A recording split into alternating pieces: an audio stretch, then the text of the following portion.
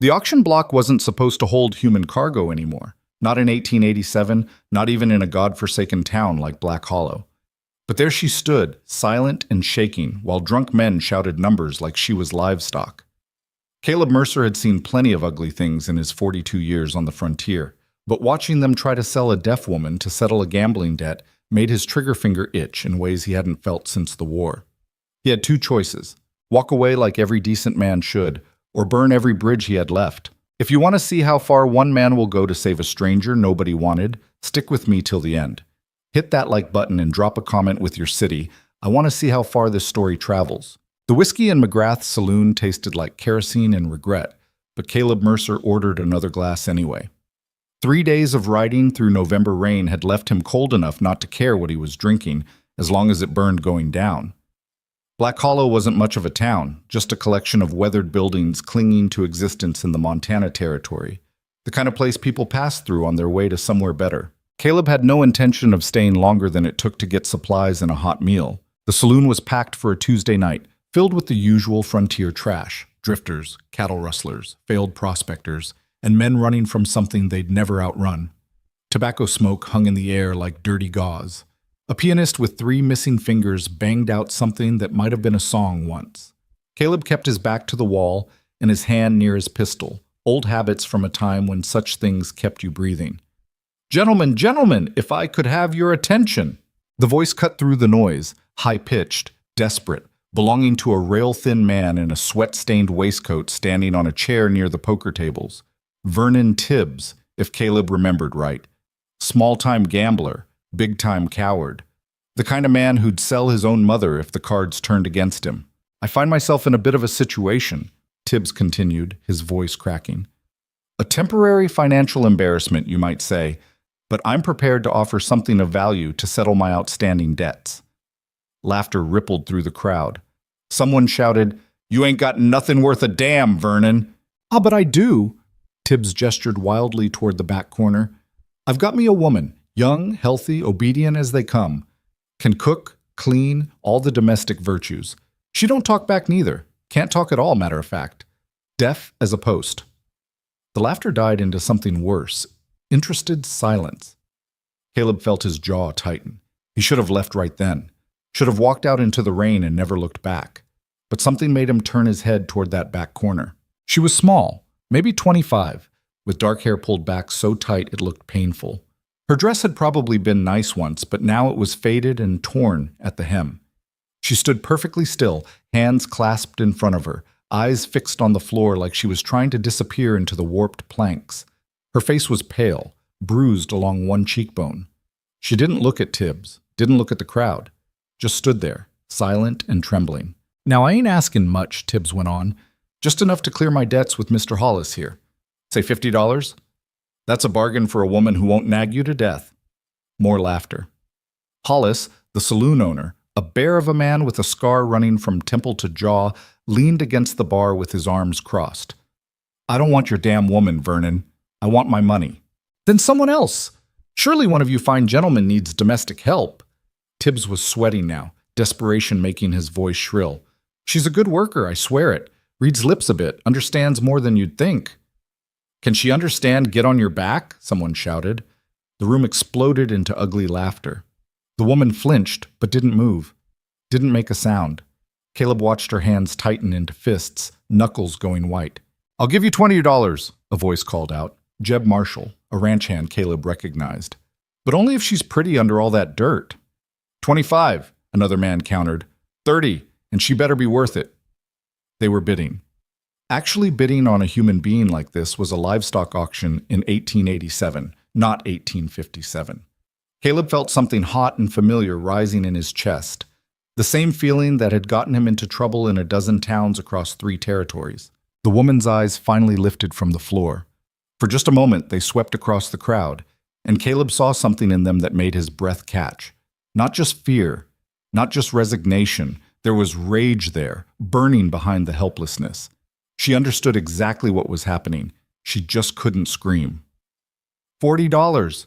Jeb Marshall was standing now, swaying drunk. "Final offer, Vernon." "Sold!" Tibbs nearly fell off his chair in relief. "She's all yours, Jeb. Pleasure doing business." Marshall started toward the woman, already unbuckling his belt. She stepped back against the wall, and Caleb saw her hand move toward something in her dress pocket, probably a knife, probably planning to use it even though it would get her killed. Caleb stood up. He didn't think about it, didn't weigh the consequences or consider the smart play. He just moved, pushing through the crowd until he was standing between Jeb Marshall and the woman. "Hold on," Caleb said. Marshall stopped, squinting at him. "The hell do you want, Mercer?" "I'm outbidding you." The room went quiet. Even the broken pianist stopped playing. Tibbs scrambled down from his chair. You want to make an offer?" $100, Caleb said flatly. Someone whistled. Vernon Tibbs looked like he might cry from joy. "Sold! Absolutely sold! To Mr. Mercer for $100. "Now wait just a goddamn minute," Marshall started. Caleb turned to face him. "You got a problem, Jeb?" Marshall was bigger than Caleb by 30 pounds, younger by maybe 15 years. But he also knew Caleb's reputation. Everyone in Montana Territory knew about Caleb Mercer, the rancher who'd killed 3 cattle rustlers in a single gunfight, who'd beaten a man half to death for mistreating a horse, who didn't forgive and didn't forget. "No problem," Marshall muttered, backing away. "She ain't worth that much anyway." Caleb pulled a leather pouch from his coat and counted out bills onto the nearest table. $100. Nearly everything he had left after buying winter supplies. Money he'd been saving to repair his barn before the heavy snows came. Gone. Just like that. Hollis stepped forward, eyeing the money. "This legal?" "Make it legal," Caleb said. "Get the town clerk. I want papers drawn up." "Papers?" Tibbs looked confused. "For a woman? Papers that say she don't belong to nobody," Caleb clarified, his voice dropping to something dangerous. "Not to you, not to me, not to any man in this shithole town. You understand?" Tibbs swallowed hard. Yes, sir. I'll fetch Clerk Wilson right now." While they waited, Caleb didn't look at the woman. Couldn't. He had no idea what the hell he was doing or why he'd just thrown away his winter savings for a stranger. The smart thing would have been to mind his own business. The smart thing would have been to let Black Hollow handle its own ugly business the way it always did. But Caleb had never been accused of being smart. Clerk Wilson arrived 20 minutes later, bleary-eyed and annoyed at being dragged from his supper. He was a dried-up little man with ink-stained fingers and the moral flexibility of a weather vane. "This is highly irregular," Wilson complained, scratching out lines on an official-looking document. "Just write what I told you," Caleb said. The document was simple. Vernon Tibbs relinquished all claim to one Lydia Vale. The woman had a name, apparently. $100 changed hands.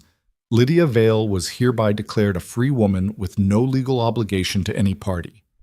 Both Tibbs and Caleb signed. Wilson notarized it with his fancy stamp. "There," Wilson said, handing the paper to Caleb, "though I don't see why you'd pay good money just to set her free." "Nobody asked you to see it," Caleb replied. He turned to the woman, Lydia, for the first time since the bidding. She was staring at him with those gray eyes, confusion and fear warring across her face. She'd pressed herself so far back against the wall she seemed to be trying to melt into the wood. Caleb held up the paper, then very deliberately tore it in half, then in quarters, then let the pieces fall to the floor. Lydia's eyes went wide. "You're free," Caleb said slowly, trying to remember to face her so she could read his lips. "No papers, no ownership. You understand?" She didn't move, just stared at him like he was speaking a foreign language. Caleb sighed. This was already going worse than he'd imagined. "Look, I got a ranch about 12 miles south of here. You can come with me, work for wages if you want, or I can give you stage fare to anywhere you'd rather be. Your choice." Still nothing, just those wide gray eyes boring into him. "She don't understand you," someone called out. "She's simple in the head." "She ain't simple," Caleb snapped. "She's scared out of her mind, and I don't blame her." He took a slow breath, trying to gentle his voice. "Miss Vale, I ain't gonna hurt you. I'm just offering you a place to stay until you figure out what you want to do. That's all." Lydia's lips moved.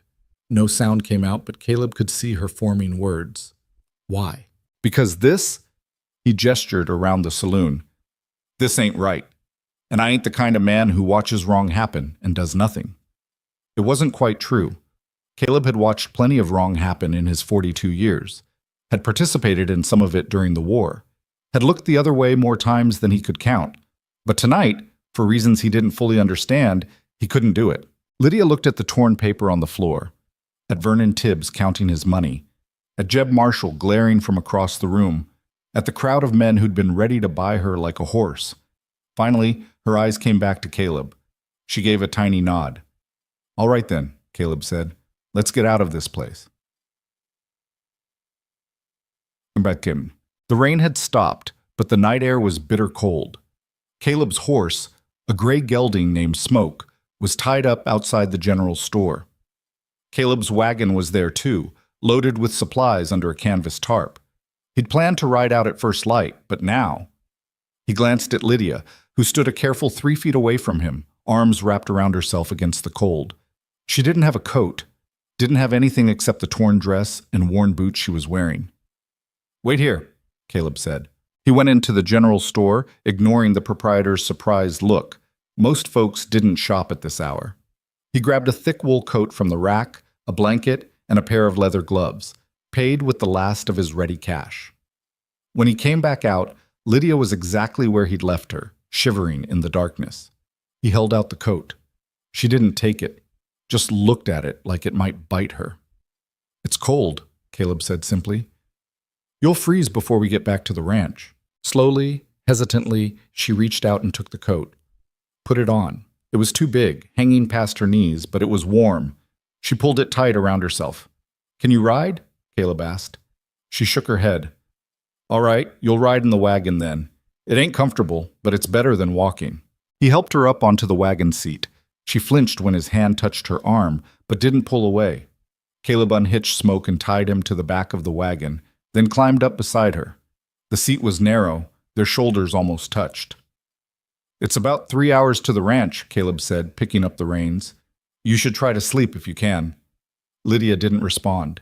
She sat rigid as a fence post, staring straight ahead into the darkness. They rode in silence. Black Hollow disappeared behind them, swallowed by the night and the hills. The wagon rolled over rough frontier road, jostling them both. The temperature dropped. Frost began forming on the canvas tarp. Above them, stars broke through the clouds, thousands of them, cold and distant. After about an hour, Caleb felt weight against his shoulder. He glanced down. Lydia had fallen asleep sitting up, her head nodding against him.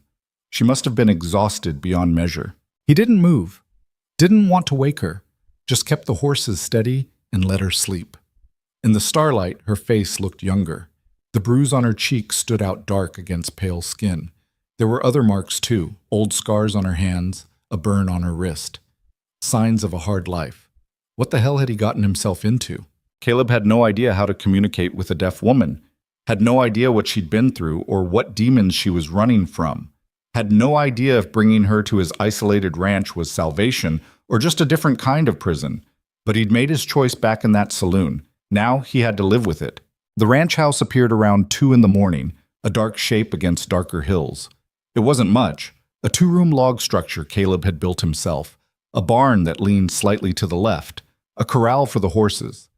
1,200 acres of grassland stretching in every direction, empty except for cattle and coyotes. Lonely didn't begin to describe it. Caleb pulled the wagon up to the house and set the brake. Lydia woke with a start, jerking away from him like she'd forgotten where she was. Her hand went to her pocket, definitely a knife in there. "Easy," Caleb said, holding up his hands. "We're here. This is the ranch." She looked around at the darkness, the unfamiliar shapes. Fear flickered across her face. "Come on," Caleb said, climbing down. "I'll show you inside." The house was cold.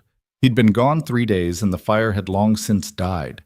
Caleb lit a lantern, revealing a space that was clean but sparse. A main room with a stone fireplace, a rough-hewn table, 2 chairs. A smaller room off to the side that served as his bedroom. Everything functional, nothing decorative. A bachelor's house. Lydia stood in the doorway, still wrapped in the oversized coat, looking around like she was memorizing escape routes. "That room's yours," Caleb said, pointing to his bedroom. "I'll sleep out here by the fire." She shook her head quickly, backing toward the door. "Miss Vale?" He stopped himself. Talking wasn't going to work. He needed to show her, not tell her. Caleb walked to his bedroom, grabbed his bedroll and extra blankets, and carried them to the main room. He laid them out near the fireplace. Then he pointed to the bedroom again, then to her. Understanding dawned in her eyes. She moved slowly into the bedroom, looking around at the simple bed, the chest of drawers, the single window. She turned back to him, lips moving. "Your room." "Was my room," Caleb said. "Now it's yours." He could see her struggling with it, trying to understand why a stranger would give up his bed.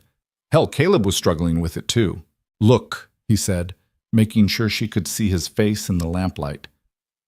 "I know you got no reason to trust me. I know you're probably thinking I'm just like every other bastard back in that saloon, but I swear to you I ain't. You're safe here. Nobody's gonna hurt you. Nobody's gonna touch you. You got that?" Lydia stared at him for a long moment. Then, slowly, she nodded. "Good. There's water in the pitcher if you want to wash up. I'll get a fire going." He left her alone and focused on building up the fire. The wood was dry, catching quickly. Soon warmth began spreading through the room. Caleb made coffee, strong and bitter, and sat at the table trying to figure out what the hell happened next. He'd saved her from the saloon, brought her to his ranch, given her a room. But what was she supposed to do now?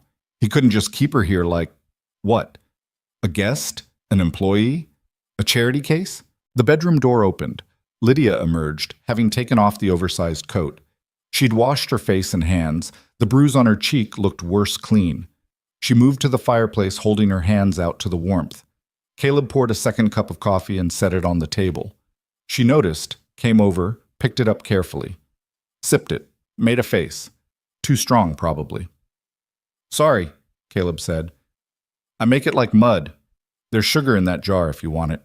She added 3 spoonfuls of sugar, tried the coffee again. This time she didn't make a face. They stood there in awkward silence, the fire crackling, the coffee steaming. 2 strangers thrown together by chance and $100 neither of them could afford to spend.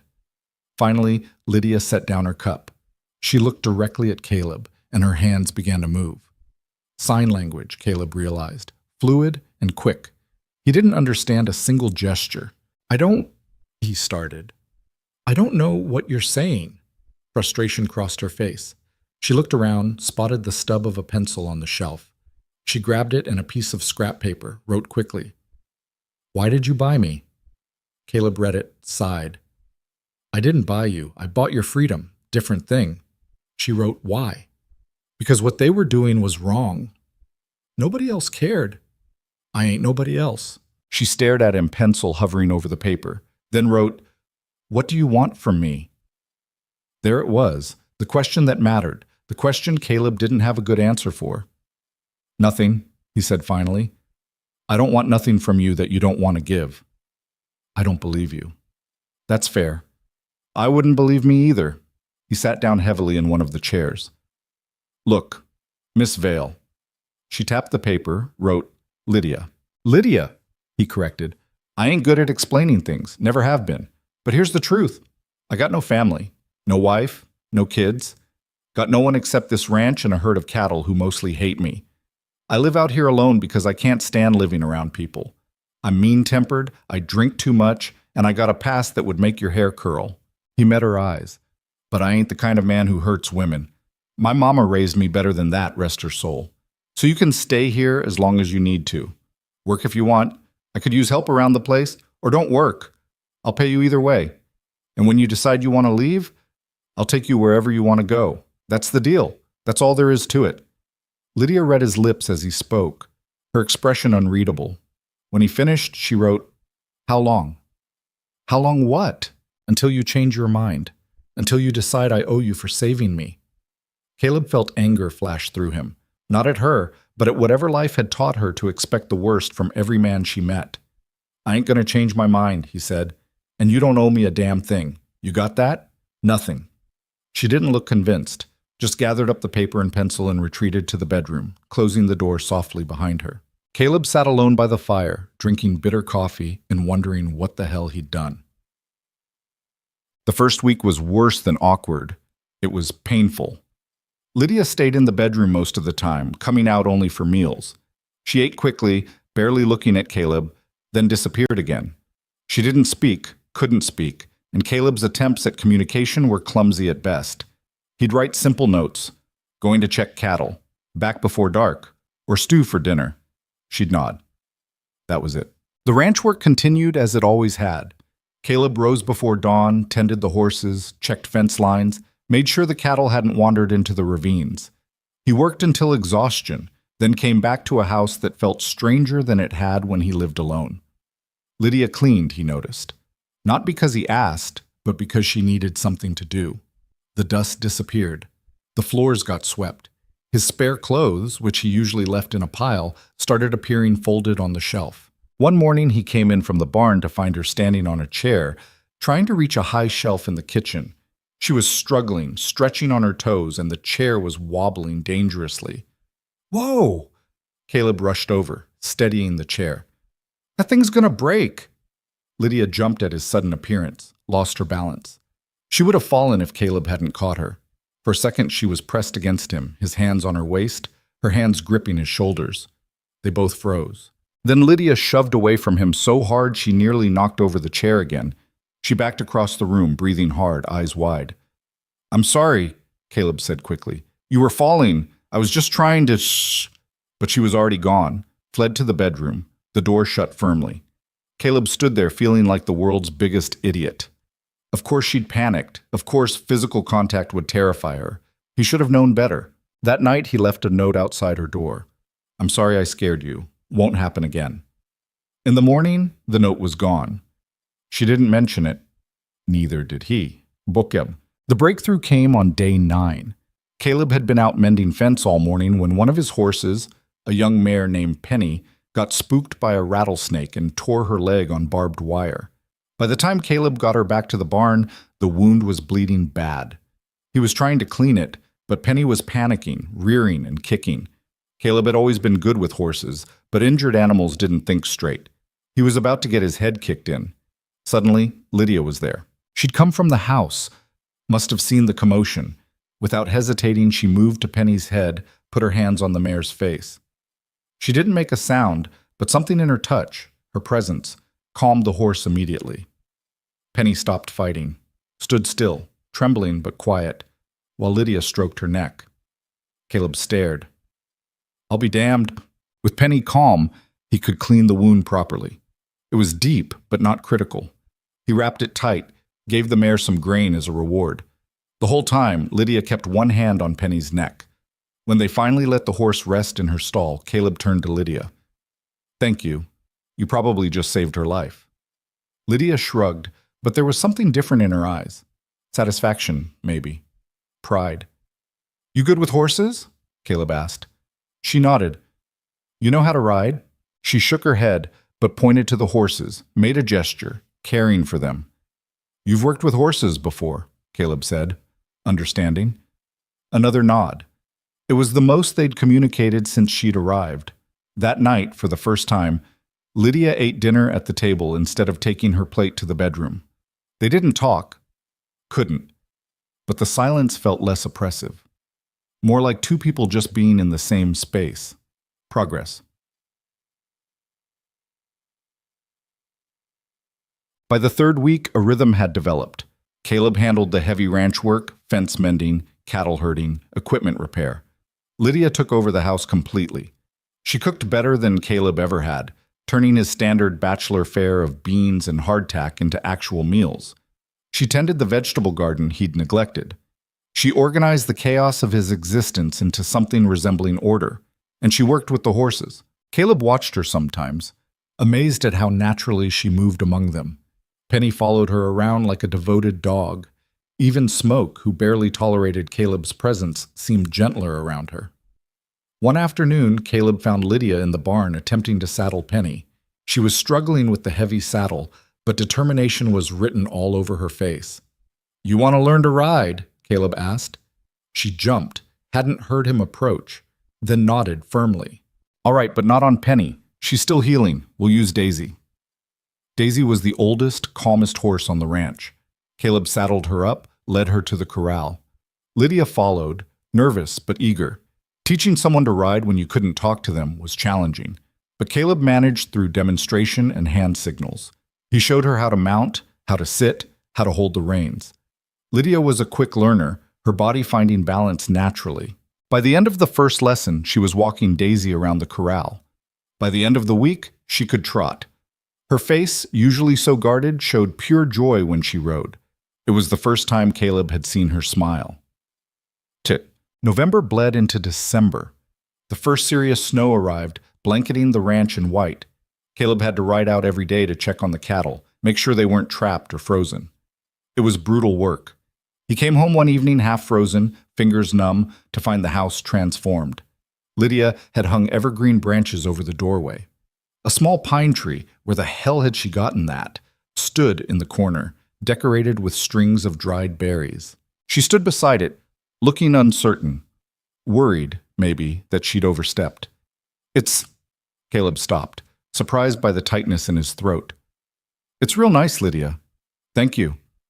Her smile was small but genuine. That night they ate dinner by firelight, the pine tree smelling like forest and winter. It was the first time in 10 years Caleb's house had felt anything like a home. After dinner, Lydia pulled out paper and pencil. She'd been doing that more often, asking questions, learning about him. Where's your family? She wrote. Dead, Caleb said. Mama died when I was 16, Pa a year later. Had a brother, but he was killed in the war. The war? Yeah, I fought too. Confederate side, God help me.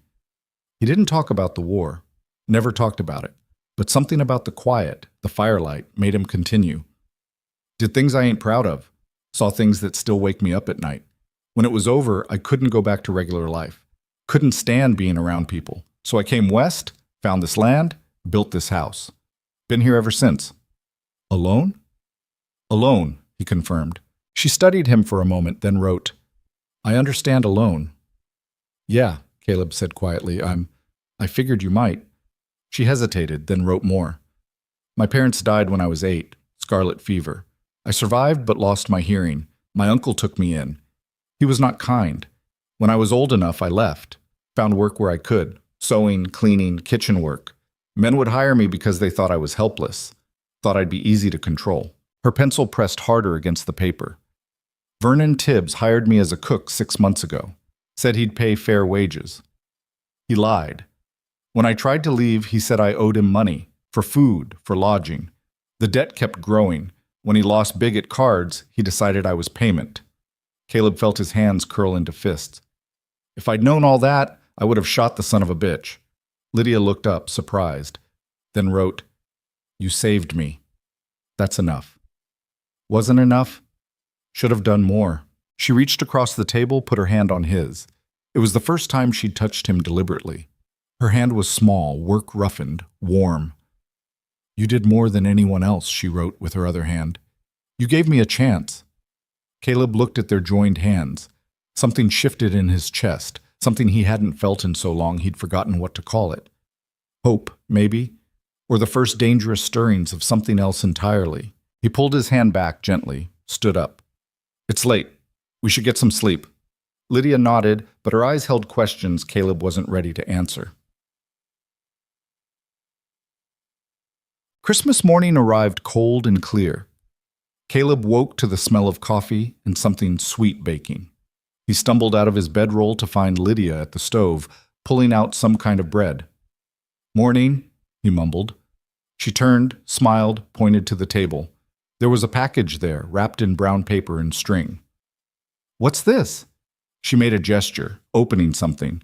Caleb unwrapped it carefully. Inside was a shirt she'd sewn from fabric he didn't recognize. Must have come from one of her own dresses, remade. It was simple but well-crafted with neat stitches and proper buttons. Lydia, he didn't know what to say. No one had given him a gift in years. This is... thank you. She was blushing, pleased with his reaction. I got something for you too, Caleb said. Wasn't sure if... well, here. He'd carved her a small wooden box, lined it with soft cloth. It wasn't fancy, but he'd spent hours on it, sanding it smooth, fitting the lid perfectly. Lydia took it with reverent hands, running her fingers over the wood. She opened it, closed it, opened it again. Then she looked at him with tears in her eyes. It's beautiful, she mouthed. They spent Christmas Day together. Caleb showed her how to shoot his rifle.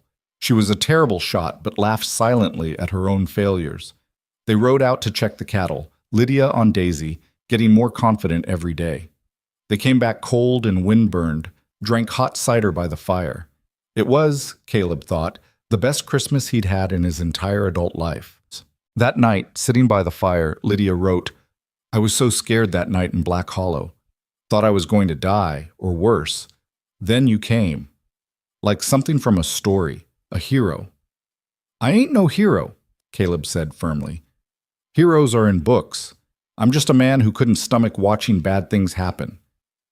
"That's what makes you a hero," she wrote. Before Caleb could argue, she reached out and placed her hand over his heart, her palm pressed against his chest, right over where his heart was hammering. She looked at him with those gray eyes, and Caleb realized she was feeling his heartbeat, learning its rhythm. "Lydia," he said softly. She tilted her head, questioning. He didn't know what he was trying to say, didn't have words for what was happening between them, this impossible thing growing in the silence, in the space between heartbeats. So he did the only thing he could think of. He took her hand from his chest and pressed it to his lips. A simple kiss, chaste and quick. Then he let her go. "Good night," he said, standing up quickly. "Sleep well."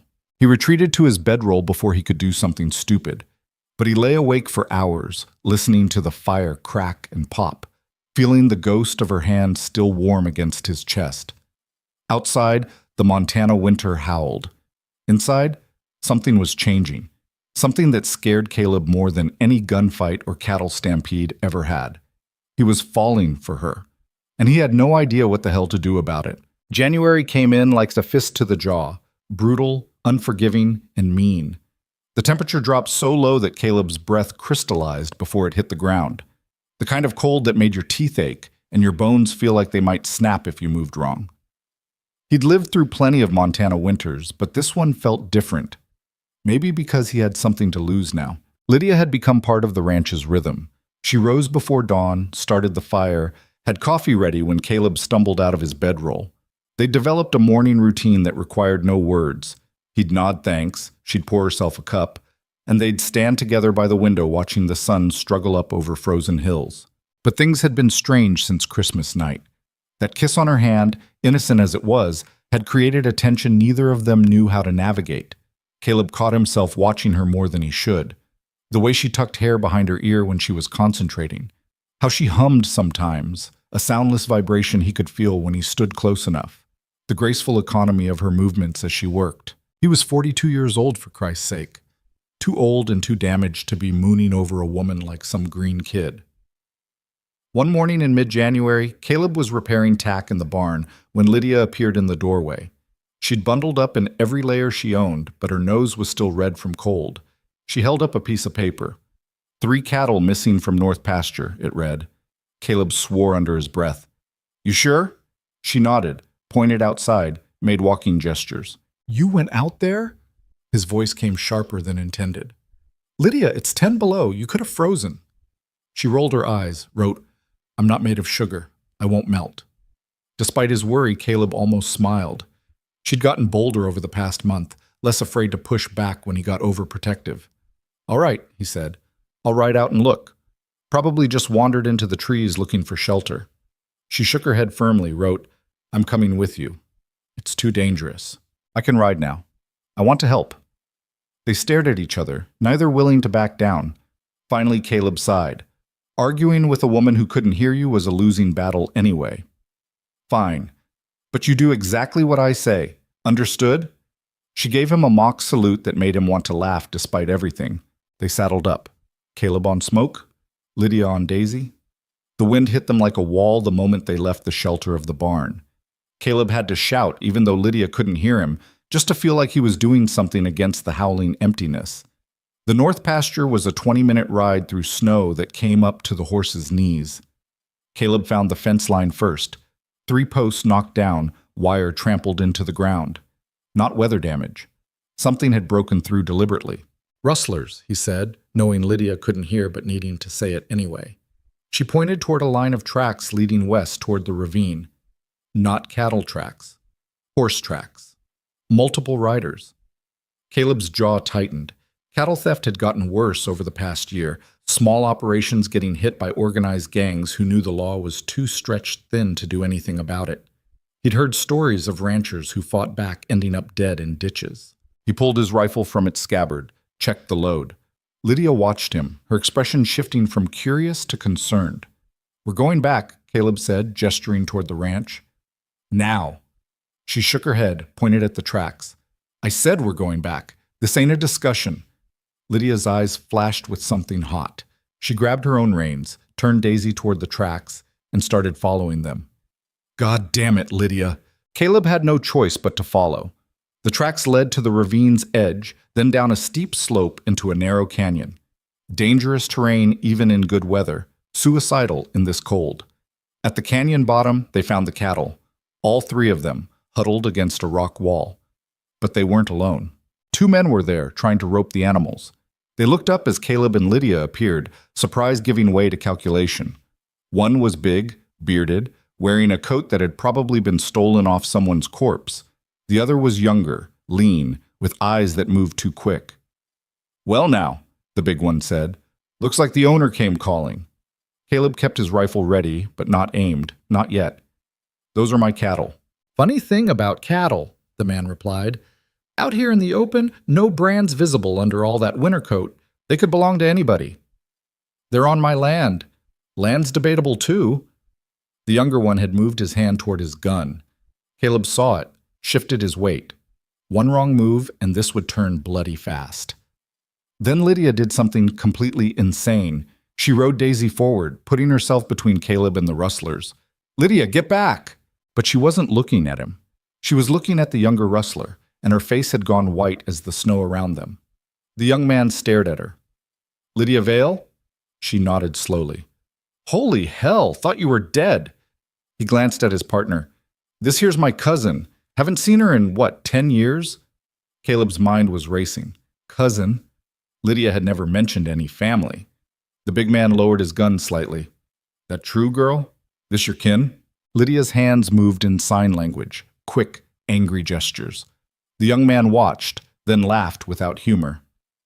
"She says she ain't got no family. Says I stopped being her cousin when I stood by and watched Uncle Amos beat her half to death." Silence. Even the wind seemed to pause. "That was a long time ago," the young man continued. "I was just a kid myself."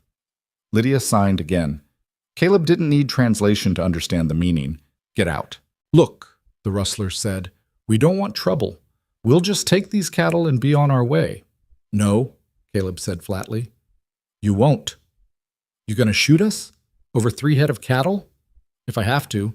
The big man spat into the snow.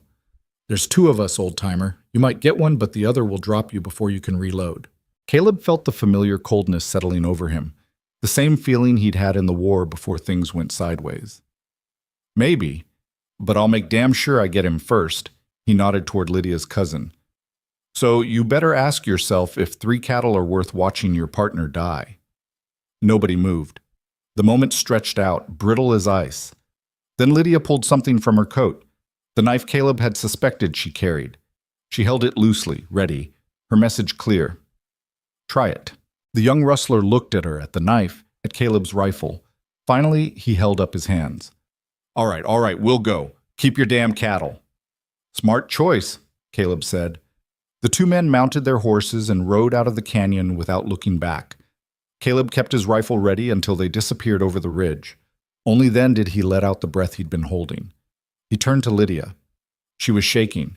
Whether from cold or adrenaline, he couldn't tell. "You know how stupid that was?" His voice came out harsh, fear making it sharp. "Riding between armed men? You could have been killed." She just looked at him, then very deliberately put her knife away. "And you never told me you had family out here." Lydia's expression went cold. She grabbed Daisy's reins and started herding the cattle up the canyon slope without waiting for him. The ride back to the ranch was tense and silent. By the time they got the cattle secured in the barn, full dark had fallen and the temperature had dropped another 10 degrees. Caleb's hands were numb despite his gloves. Lydia's face was raw from windburn. Inside the house, Caleb built up the fire while Lydia put coffee on. Neither looked at the other. The warmth slowly returned to the room, but the chill between them remained.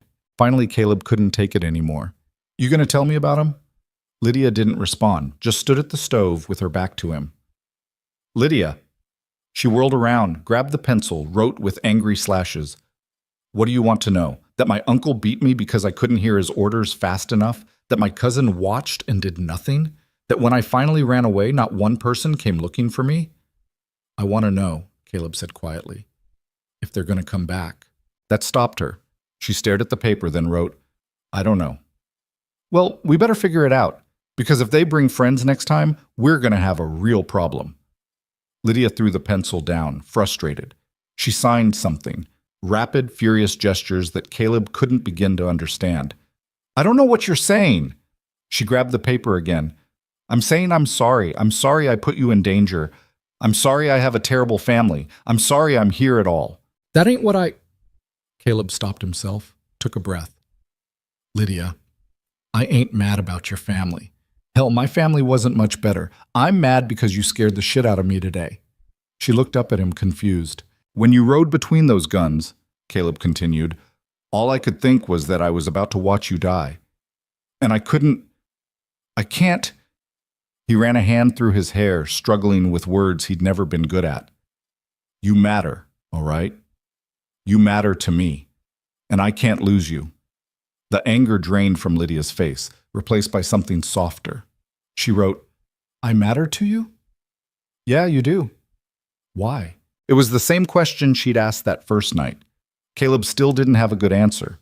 Or maybe he did, and he was just too much of a coward to say it. "Because this place ain't home without you," he said finally. "It's just a house. But when you're here, it's different, better." Lydia stepped closer to him, close enough that he could feel the warmth radiating from her, smell the faint scent of wood smoke in her hair. She placed her hand over his heart again, like she'd done on Christmas. Felt his heartbeat, rapid now, nervous. Then she took his hand and placed it over her own heart. Caleb felt it immediately, the quick flutter of her pulse beneath his palm. She was scared too. Of this. Of whatever was happening between them. "Lydia," he said softly, "I'm too old for you, too broken, too—" She put her finger against his lips, stopping him. Then she shook her head firmly. "No," she mouthed. "No what?" She grabbed the pencil, wrote, "You're not to anything. You're exactly right." Before Caleb could argue, before he could list all the reasons this was a terrible idea, Lydia stood on her toes and kissed him. It was tentative, uncertain, the kiss of someone who'd never been allowed to want anything. But it was real. And it broke something open in Caleb's chest that he'd kept locked for 20 years. He pulled back, breathing hard. "We shouldn't—" She kissed him again. Longer this time. More certain. When they finally separated, Caleb rested his forehead against hers. "This is crazy." Lydia smiled and wrote, "Good." That night, they sat by the fire together, Lydia tucked against Caleb's side, his arm around her shoulders. They didn't talk about what it meant, didn't plan for tomorrow. Just existed in that moment, warm and safe, while the Montana winter raged outside. But reality had a way of not caring about perfect moments. 3 days later, riders appeared on the horizon. Caleb saw them from the barn, 5 men on horseback, moving slow but deliberate toward the ranch. He grabbed his rifle and ran for the house. "Lydia." She appeared in the doorway, took one look at his face and understood immediately. She disappeared inside, came back with Caleb's pistol and the shotgun he kept over the mantel. The riders pulled up 50 yards from the house. Caleb recognized Lydia's cousin among them. The others were hard-looking men, the kind who solved problems with bullets. "Caleb Mercer," one of them called out. Big man, maybe 50, with a gray beard and eyes like chips of flint. "We need to talk." "Talk from there," Caleb shouted back. "I'm Amos Vale. That girl in your house is my niece. Stolen property." Beside him, Caleb felt Lydia go rigid. "She ain't property," Caleb called back. "She's a free woman with papers to prove it. Papers drawn up by a drunk town clerk don't mean shit out here. That girl owes me for 10 years of room and board before she ran off." "She don't owe you a damn thing." "Then I'll take it in cattle. 300 head ought to cover it." Caleb laughed harshly. I don't got 300 head total, and even if I did, you ain't getting them. Then we got a problem. Seems like. Amos leaned forward in his saddle. I got 5 guns here, Mercer. You got 2. Math ain't in your favor. Maybe. But I'm betting I can take you down before your boys get me. You willing to bet your life on whether I'm a good shot? The standoff held. Wind whistled across the empty space between them. Caleb's finger rested on the trigger, ready. Then Lydia stepped out from behind him. Lydia, get back inside. But she was already walking forward into the open space between the house and the riders. She stopped halfway, standing alone in the snow. Amos straightened. Well now, there's my wayward niece. Come on back, girl. We'll forget all this foolishness. Lydia's hands moved. Sign language, fluid and clear. Caleb couldn't understand it, but the meaning was obvious from her expression. No. You don't get a choice, Amos said. Lydia signed again, more emphatic. The young cousin translated, his voice reluctant. She says she'd rather die than go back with you. Ungrateful bitch, Amos muttered, louder. Fine. You want to play house with this broken-down rancher? Go ahead, but you're going to cost him everything he's got. He turned his horse. We'll be back, Mercer, and next time we won't be talking. The riders left, disappearing back into the hills they'd come from. Caleb waited until they were out of sight before lowering his rifle. Lydia walked back to him, her face pale but determined. You shouldn't have done that, Caleb said. She wrote, Had to. He needed to see I chose you. And now he's going to come back with more men, going to burn us out or kill us. What do we do? Caleb stared at the empty horizon. He'd faced down rustlers, outlaws, even a cattle stampede once. But he'd always been alone then. Hadn't mattered if he lived or died. Now everything was different. We fight, he said, or we run. Those are the only choices. I won't run, Lydia wrote. I'm done running. Then we fight. He looked at her, this woman who'd come into his life by accident, who'd turned his empty house into a home, who'd somehow made him want to live again instead of just survive. But not unprepared, Caleb added. We got maybe a week before they come back. We used that time to get ready. The next few days were a blur of preparation. Caleb reinforced the doors and windows, set up firing positions, stockpiled ammunition and food. Lydia helped with everything, learning to load rifles, memorizing the layout of the ranch. At night, they'd collapse by the fire, exhausted. But there was a new closeness between them now, forged in shared danger. Caleb found himself reaching for her hand without thinking. She'd curl against his side like she belonged there. One night she wrote, Are you scared? Terrified, Caleb admitted. But not of dying, of losing you. You won't lose me. You can't promise that. I can promise I'll fight like hell. Caleb smiled despite everything. Yeah, I believe you will. She studied him for a moment, then wrote, Tell me something true. Something you've never told anyone. Caleb thought about it. All right. When I came back from the war, I didn't want to live anymore. Thought about eating my gun more nights than I can count. Only thing that stopped me was being too much of a coward to pull the trigger. Lydia's expression was pained. She wrote, I'm glad you were a coward. Yeah, me too. Now. He paused. Your turn. Something true. She wrote slowly, I used to think silence was my curse. That being deaf made me less than whole. But you taught me that silence can be full of meaning, that I don't need words to be understood. You're the most understood person I've ever met, Caleb said. She leaned up and kissed him. It was getting easier each time, more natural, like breathing.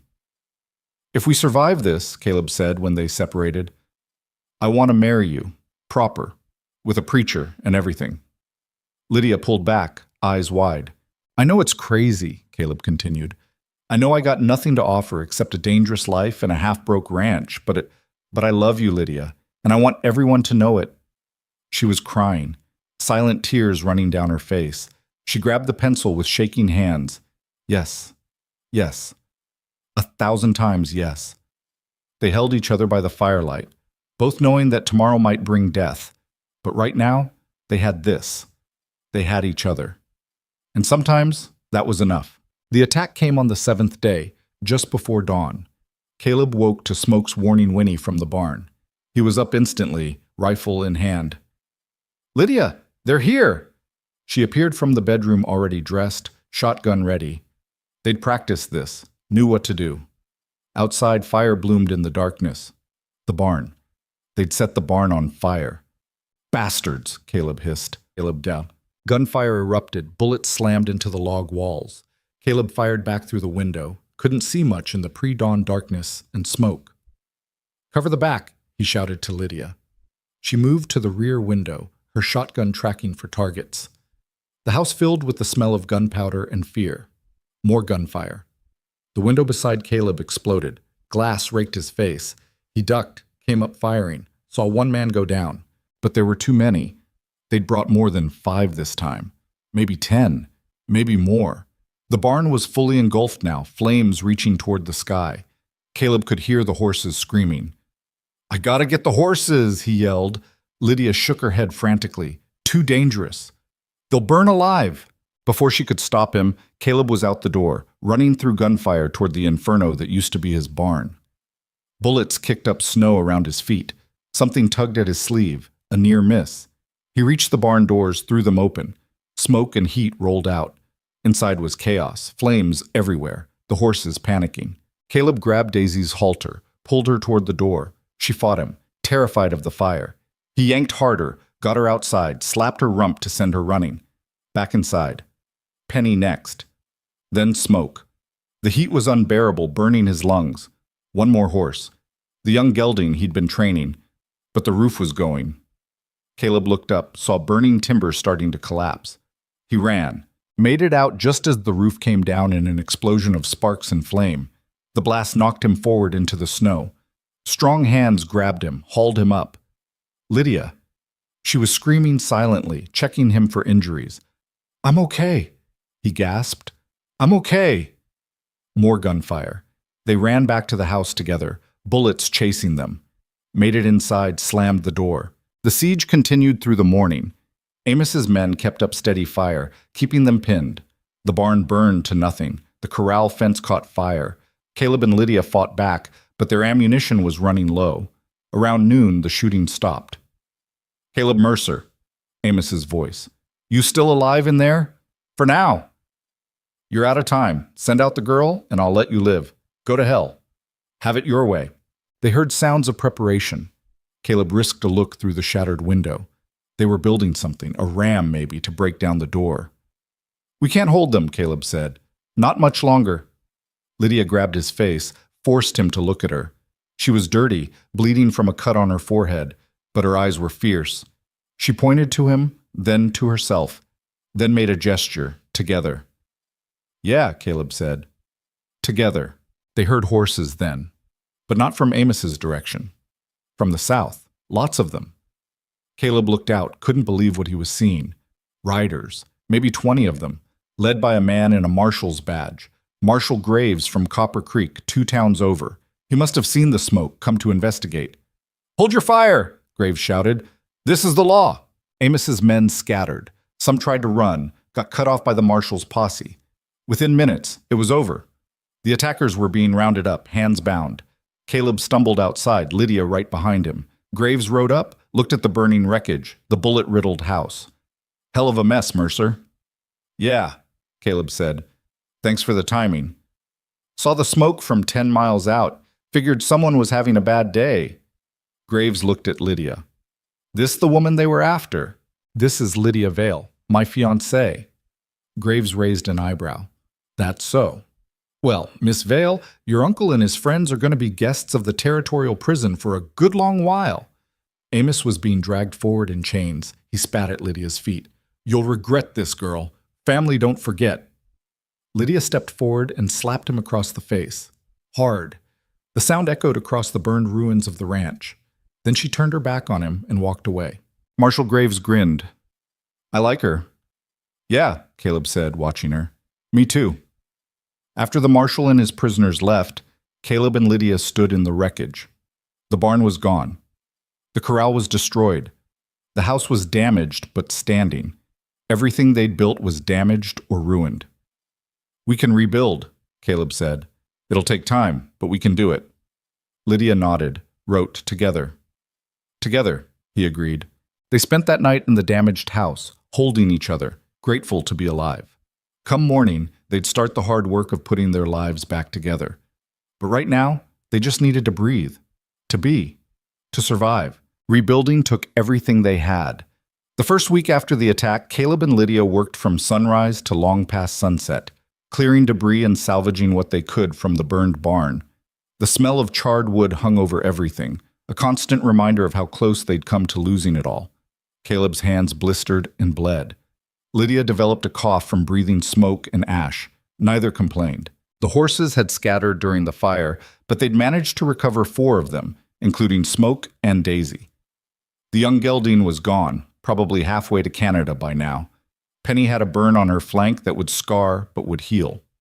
Small mercies. Money was the real problem. Caleb had spent nearly everything he had on winter supplies and that $100 in Black Hollow. The barn would cost at least $200 to rebuild properly, maybe more. He had $43 to his name. "We'll have to sell some cattle," he told Lydia one night as they ate a sparse dinner of beans and hardtack. "Maybe 30 head. Should give us enough to get through spring and start rebuilding." Lydia frowned, wrote, "Will that leave enough for the herd?"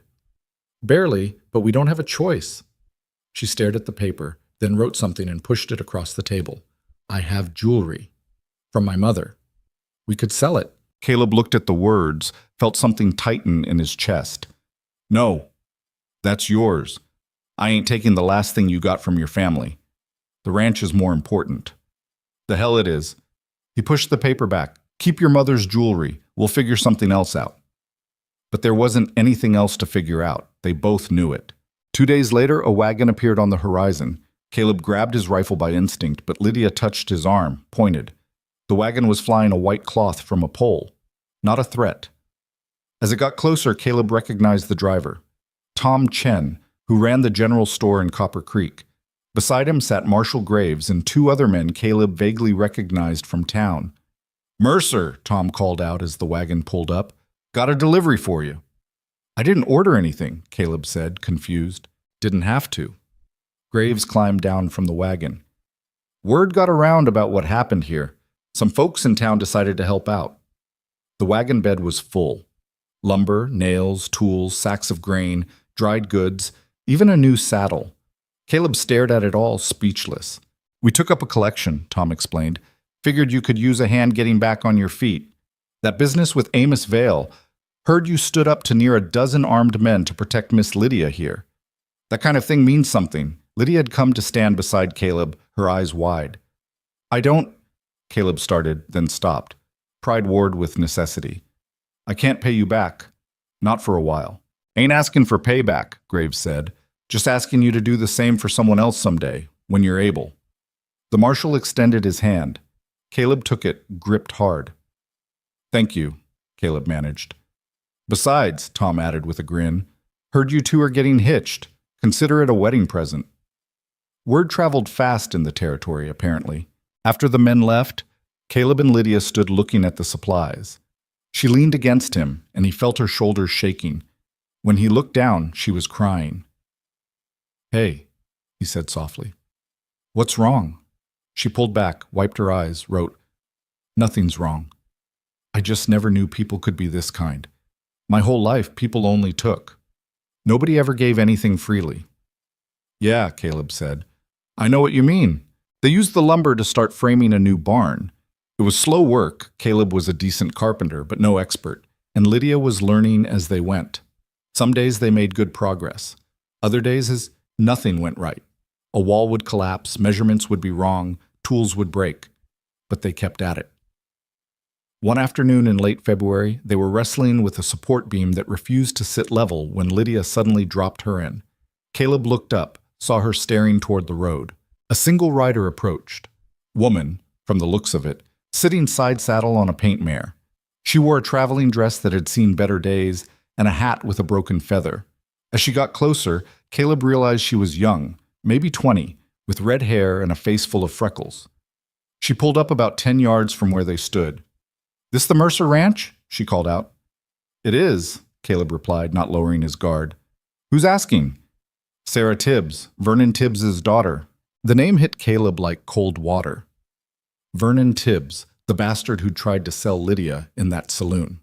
Beside him, Lydia had gone rigid. "Your father ain't welcome here," Caleb said flatly. "I know, that's why I came instead." Sarah dismounted, stood there looking nervous. "Can I talk to you? Both of you? Won't take long." Caleb glanced at Lydia. She nodded slowly, though her hand had moved toward the knife she still carried. They walked to the house, Sarah following at a respectful distance. Inside, Caleb poured coffee while Sarah sat at the table, twisting her hat in her hands. "My father's dead," she said without preamble. "Drank himself to death 2 weeks ago. Liver finally gave out." Caleb felt nothing at the news. Lydia's expression didn't change. "I'm sorry for your loss," Caleb said, though he wasn't. "Don't be. He was a terrible man." Sarah looked at Lydia. "I know you can't hear me, but I want to say this anyway. What he did to you was evil. I tried to stop him that night, tried to get him to see reason, but he wouldn't listen. He never listened to anyone, especially not women." Lydia watched her lips carefully, understanding enough. "I'm not here for forgiveness," Sarah continued. "I know I don't deserve it. I'm here because when Papa died, I found something, money he'd hidden. $500 he'd won gambling years back and never touched, and I think it should go to Miss Lydia." She pulled a cloth bag from her coat, set it on the table. It clinked with the sound of coins. "This is blood money," Sarah said. "Money Papa should have used to make things right, but never did. So I'm using it now. For what it's worth, I'm sorry for everything." Lydia stared at the bag, then at Sarah. Her hands moved in sign language, slow, deliberate. "She's asking why," Caleb translated, guessing at the meaning. "Because I have to live with myself," Sarah replied, "and I can't do that knowing I had a chance to make something right and didn't take it." She stood up. "That's all I came to say. The money's yours. Do with it what you want." She headed for the door. Lydia's hand shot out, grabbed her arm. Sarah stopped, turned. Lydia pulled her into an embrace. It was quick, awkward, but genuine. When they separated, both women had tears in their eyes. "Thank you," Caleb said for both of them. Sarah nodded, put her hat back on, and left. They watched her ride away, the paint mare kicking up dust in the cold February sun. Caleb picked up the bag, felt its weight. $500, that's enough to rebuild everything, maybe even expand. Lydia wrote, "She didn't have to do that." "No, but she did anyway." Caleb set the bag down carefully. "Maybe there's more good people in this world than we thought." With the extra money, work on the barn accelerated. Caleb hired 2 hands from Copper Creek to help with the heavy construction. By mid-March, the frame was up and the roof was on. It wasn't as big as the old barn, but it was solid and sound. March bled into April, and the weather began to shift. The brutal cold eased into something merely uncomfortable. Snow melted in patches, revealing brown grass underneath. The cattle started moving more, searching for the first signs of spring growth. Caleb and Lydia settled into a new rhythm. She'd taken over the ranch's books, discovering she had a head for numbers that Caleb definitely lacked. She organized their finances, tracked cattle, planned for the spring calving season. At night, they'd sit together going over accounts, her pointing out areas where they could save money, him explaining the realities of ranch life. They were partners in every sense of the word. One evening in late April, Caleb came in from checking fence lines to find the house transformed. Lydia had cleaned everything within an inch of its life, hung fresh curtains she'd sewn, put wildflowers in a jar on the table. She stood in the middle of it all wearing a dress he'd never seen before. Simple blue cotton, but it fit her perfectly. "What's all this?" Caleb asked. She handed him a piece of paper. "Tomorrow is our wedding day. I wanted everything to be nice." Caleb had almost forgotten. They'd set the date weeks ago, April 28th, at the small church in Copper Creek. Preacher Morrison had agreed to perform the ceremony, though he'd seemed skeptical about the whole thing. "You didn't have to do all this," Caleb said. "I wanted to. This is our home. I want it to look like one." That night, Caleb barely slept. He kept thinking about the morning, about standing in front of people and claiming Lydia as his wife. Part of him still couldn't believe she'd said yes. What did she see in a broken-down rancher with more scars than prospects? But when dawn came and he saw her emerge from the bedroom in that blue dress, her hair pinned up careful and neat, all his doubts evaporated. She was beautiful, not in the polished way of society women, but in the real way of someone who'd survived hell and come out stronger. They rode to Copper Creek in the wagon, Lydia sitting close beside him. The morning was clear and warm, the first truly pleasant day of spring. Birds sang in the trees, the world felt new. The church was small, barely big enough for 20 people. But when Caleb and Lydia arrived, it was nearly full. Tom Chen was there with his wife, Marshall Graves, the two ranch hands who'd helped rebuild the barn, Sarah Tibbs sitting in the back, even some folks Caleb barely knew, people who'd heard the story and wanted to witness it. Preacher Morrison met them at the door. He was an old man, white-haired and stooped, but his eyes were kind. "Miss Lydia," he said slowly, making sure she could see his lips. "Are you certain about this? Marriage is a sacred bond. Once entered, it shouldn't be broken." Lydia nodded firmly. "And you understand that this man, Caleb Mercer, will be your husband? That you'll be bound to him?" Another nod.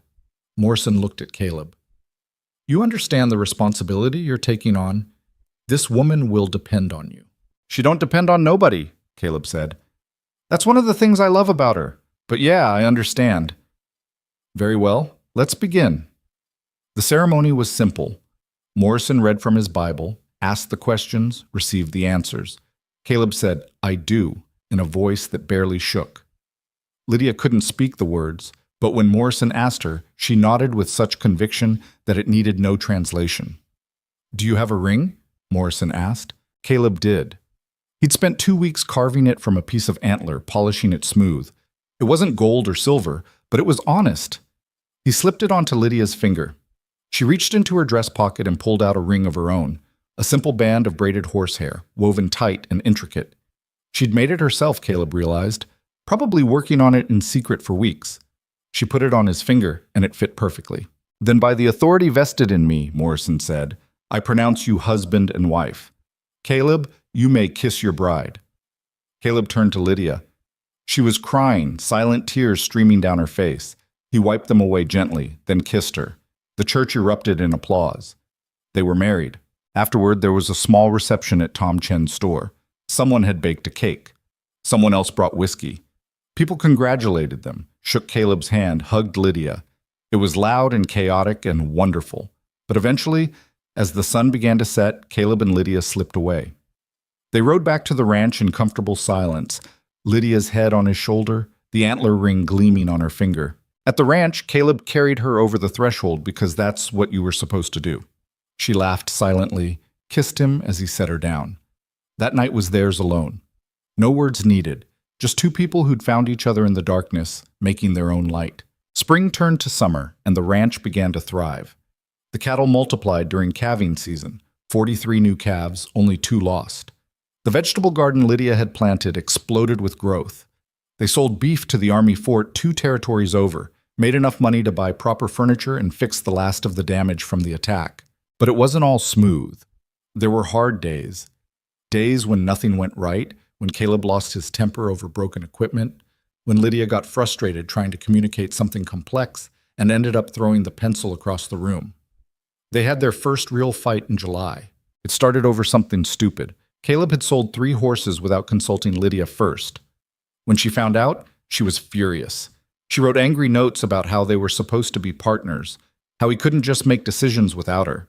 Caleb, tired and defensive, fired back. "I've been running this ranch for 15 years without help. I know what I'm doing." She wrote, "That was before. Before me. Before US. So now I need permission to run my own ranch? Our ranch." "You said partner. Were you lying?" The word hit harder than any punch. Caleb opened his mouth to argue, then stopped. She was right. He'd said partner, but was still acting like he was alone. "You're right," he admitted. "I'm sorry. I should have asked you first." She looked surprised that he'd backed down so quickly. "I ain't used to having someone," Caleb continued. "Ain't used to thinking about we instead of me. But I want to learn. Help me learn." Lydia's anger melted. She wrote, "I'm not used to mattering to someone. Sometimes I forget I have a say. Help me remember." They met in the middle, held each other, the fight dissolving into something stronger, understanding. August brought the worst heat Caleb could remember. The grass turned brown, water holes dried up. The cattle grew restless, searching for relief that didn't exist. Then, in mid-August, the sky turned strange. Green-gray clouds rolled in from the west, moving fast. The air pressure dropped so suddenly, Caleb's ears popped. "Storm coming," he said. Though Lydia couldn't hear him, she could see it, though. See the lightning flickering inside it. They worked together to get the horses into the new barn, secure the cattle as best they could. The storm hit like a fist. Rain came in sheets, so thick Caleb couldn't see 10 feet. Wind screamed around the house, rattling the shutters. Lightning struck close enough to shake the walls. They huddled inside, watching the world try to tear itself apart. The storm lasted 4 hours. When it finally passed, the sun came out like nothing had happened, but Caleb knew better. "I need to check the herd." Lydia grabbed her coat. "I'm coming." They rode out together, surveying the damage. Trees down, fence sections destroyed, and the creek that ran through the north pasture had jumped its banks, flooding the low areas. As they rode closer, Caleb heard something that made his blood run cold, a horse screaming in pain. They found her in the creek bed, a pregnant mare named Bella, one of their best breeding stock. She'd gotten trapped when the flood came, wedged between rocks, her belly swollen with a foal that was coming early. "No, no, no," Caleb muttered, dismounting. Bella was in bad shape, thrashing weakly, eyes rolling with pain and fear. The foal was coming breech. Caleb could see one tiny hoof emerging, but nothing else. "She's gonna die," he said. "Both of them are gonna die unless—" He looked at Lydia. She understood immediately. This needed more than one person. They had to work together. Caleb moved to Bella's head, tried to calm her while Lydia examined the birth. She'd helped with difficult births before. He'd seen her handle it, but never one this bad. Lydia looked up, her face pale. She made gestures. The foal was stuck. Without help, neither would survive. "Can you turn it?" Caleb asked. She nodded, but her expression said it was going to be hard. What followed was 2 hours of brutal, exhausting work. Lydia up to her shoulders in blood and birth fluid, trying to reposition the foal while Bella screamed and fought. Caleb held the mare's head, talked to her, tried to keep her calm even though every instinct told him to run for help. But there was no help. Just the two of them, and a dying horse in a flooded creek bed as the sun set. Finally, Lydia's expression changed. She'd managed to turn the foal. Now came the hard part, getting it out. She pulled. Bella pushed. Caleb held on and prayed to whatever might be listening. The foal came in a rush, a tiny filly, black as midnight, covered in membrane and fluid. She wasn't breathing. Lydia grabbed the foal, cleared its nose and mouth, rubbed it hard with her coat. "Come on, come on." Nothing. She bent down, put her mouth over the foal's nose, breathed for it. Once, twice. The filly jerked, coughed, took a shuddering breath on her own. Caleb felt tears running down his face. He hadn't even realized he was crying. Bella, exhausted but alive, turned her head to sniff her baby. The filly struggled to stand on impossibly thin legs, fell, tried again. "You did it," Caleb said to Lydia. "You saved them both." She was shaking, covered in blood and worse, but she was smiling. She'd done the impossible. They got Bella and the filly back to the barn as night fell. It took 3 tries and all their strength, but they managed. In the barn, by lantern light, they cleaned up mother and baby, made sure both were stable. Only then did Caleb realize how exhausted he was, how exhausted they both were. Back at the house, they washed up in silence. Lydia's hands were still trembling as she scrubbed blood from under her nails. "You were amazing today," Caleb said. She turned to him and he saw tears in her eyes. "What's wrong?" he asked. "They're both alive. You did it." She grabbed paper, wrote with shaking hands. "I was so scared. Thought I'd fail. Thought I'd lose them both. Couldn't bear it." "But you didn't fail." "But I could have. And it made me realize, what if next time I do? What if something happens and I'm not good enough?" Caleb pulled her into his arms. "You listen to me. You are the strongest, most capable person I've ever met. You faced down your abusive uncle. You survived the attack on this ranch. You just brought a foal into this world with your bare hands. You don't get to doubt yourself. Not on my watch." She buried her face in his chest, sobbed silently against him. They stood like that for a long time, holding each other while the night deepened outside. Eventually, Lydia pulled back, wiped her eyes. She placed her hand over Caleb's heart like she'd done so many times before. Felt his heartbeat, steady, strong, constant. Then she guided his hand to her own chest. Let him feel hers. They stood in the lamplight, feeling each other's heartbeats, grounding themselves in that simple rhythm, the reminder that they were alive, that they'd survived another day together. "I love you," Caleb said. "More than I thought I could love anyone." Lydia couldn't say the words back, but she didn't need to. He felt it in her heartbeat, saw it in her eyes. That night, they fell asleep tangled together, exhausted and filthy but content. Outside, the filly took her first wobbly steps on uncertain legs, her mother watching over her with the patient devotion of all mothers everywhere. The ranch had weathered another storm, and so had they. Morning came too soon, bright and merciless. Caleb woke to find Lydia already up, dressed, sitting at the table with paper and pencil. She pushed the note toward him. "I want to learn to sign properly, and I want you to learn too. We need better than notes and guessing." "All right," Caleb said. "How do we do that?" "There's a school in Helena, for the deaf. They teach sign language. We could go there, learn together."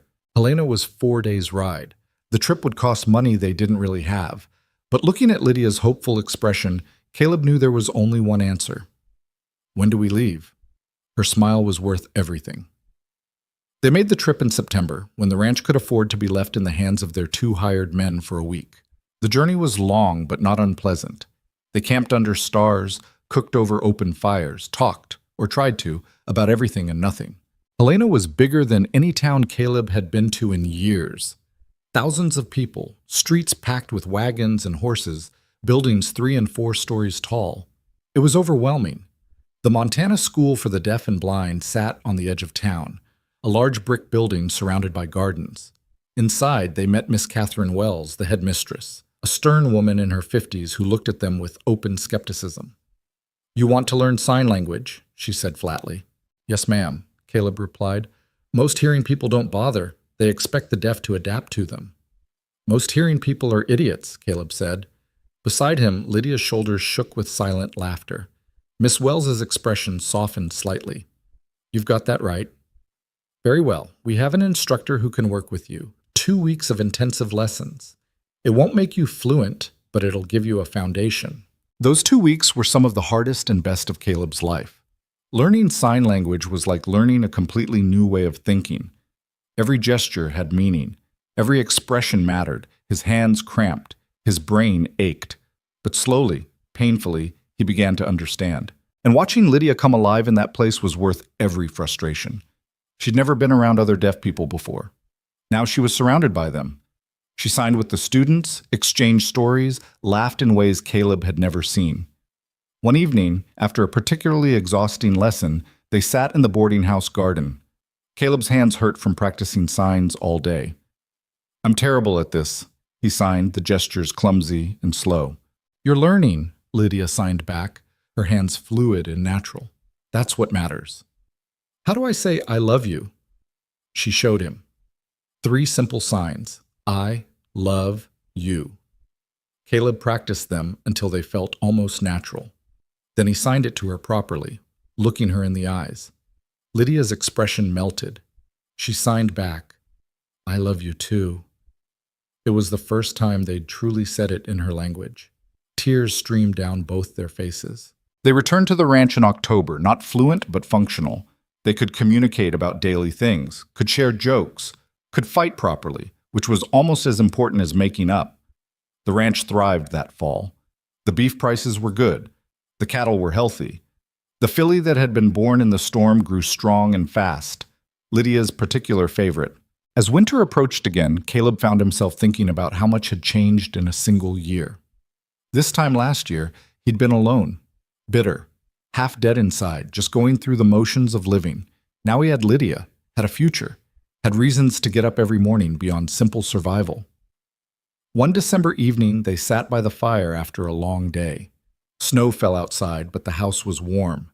Lydia was mending one of Caleb's shirts, her needle moving in precise, efficient stitches. Caleb watched her, feeling that familiar swell of emotion he still didn't quite know what to do with. She looked up, caught him staring, signed, "What?" "Nothing, just thinking." About? About how lucky I am. That I walked into that saloon, that I didn't just keep walking. Lydia set down her mending, signed, "Not luck, choice. You chose to save me. Best choice I ever made." She moved to sit beside him, curled against his side, placed her hand over his heart, feeling its beat. "I used to think," she signed with one hand, keeping the other on his chest, "that my silence made me invisible, that people looked through me, not at me. But you see me. You always have." "You're impossible not to see," Caleb signed back. They sat in comfortable silence, the fire crackling, the snow falling outside. Two broken people who'd somehow found a way to be whole together. It wasn't perfect. Nothing ever was. They still fought, still struggled with money and weather and the thousand difficulties of frontier life.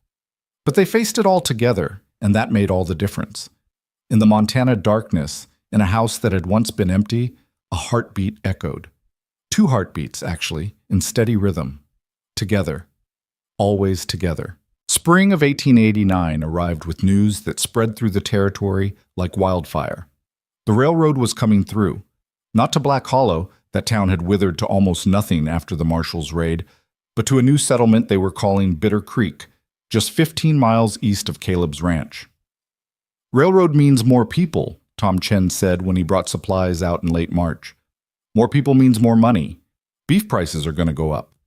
You two picked a good time to expand your herd." Caleb and Lydia had done exactly that over the winter. With careful management and some luck, they'd grown the operation from 200 head to nearly 400. The ranch was becoming something substantial, something that mattered. But success brought attention, and not all of it welcome. The first sign of trouble came on a Tuesday morning in April. Caleb was out checking the southern fence line when he saw them. Surveyors, 3 of them, setting up equipment on what was definitely his land. "Hey!" he shouted, riding closer. "What the hell do you think you're doing?" The lead surveyor, a thin man with spectacles and a clipboard, looked up. "Working. We're mapping the route for the Bitter Creek spur line." "On my property? Actually, according to our maps, this is public land. Open range." Caleb felt his temper rising. "I got papers that say different.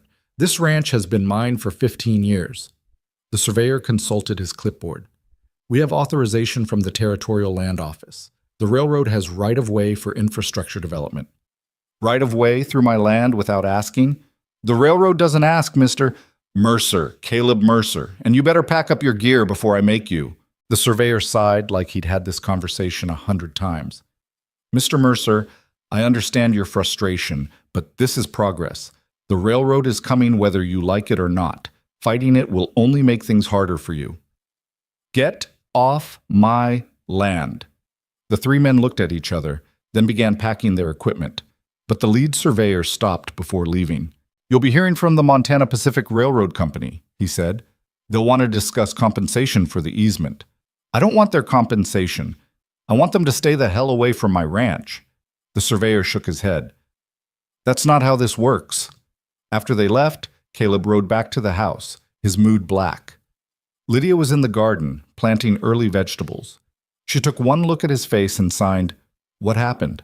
He explained, his signs choppy with anger. Lydia listened, her expression growing more concerned. "Can they do that?" she signed. "Just take your land?" "I don't know, but I'm going to find out." The next day, Caleb rode to Copper Creek and found himself sitting across from a lawyer named Harold Brennan. Brennan was young, maybe 30, with the kind of clean hands that said he'd never done real work in his life. But his eyes were sharp. "They can do it," Brennan said after reviewing Caleb's land deed. "Eminent domain. If the railroad can prove the route serves the public good, they can claim right-of-way through your property."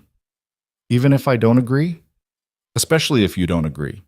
They'll compensate you, but the amount is usually negotiated, and if you refuse to negotiate, they'll take it to court, and they'll win."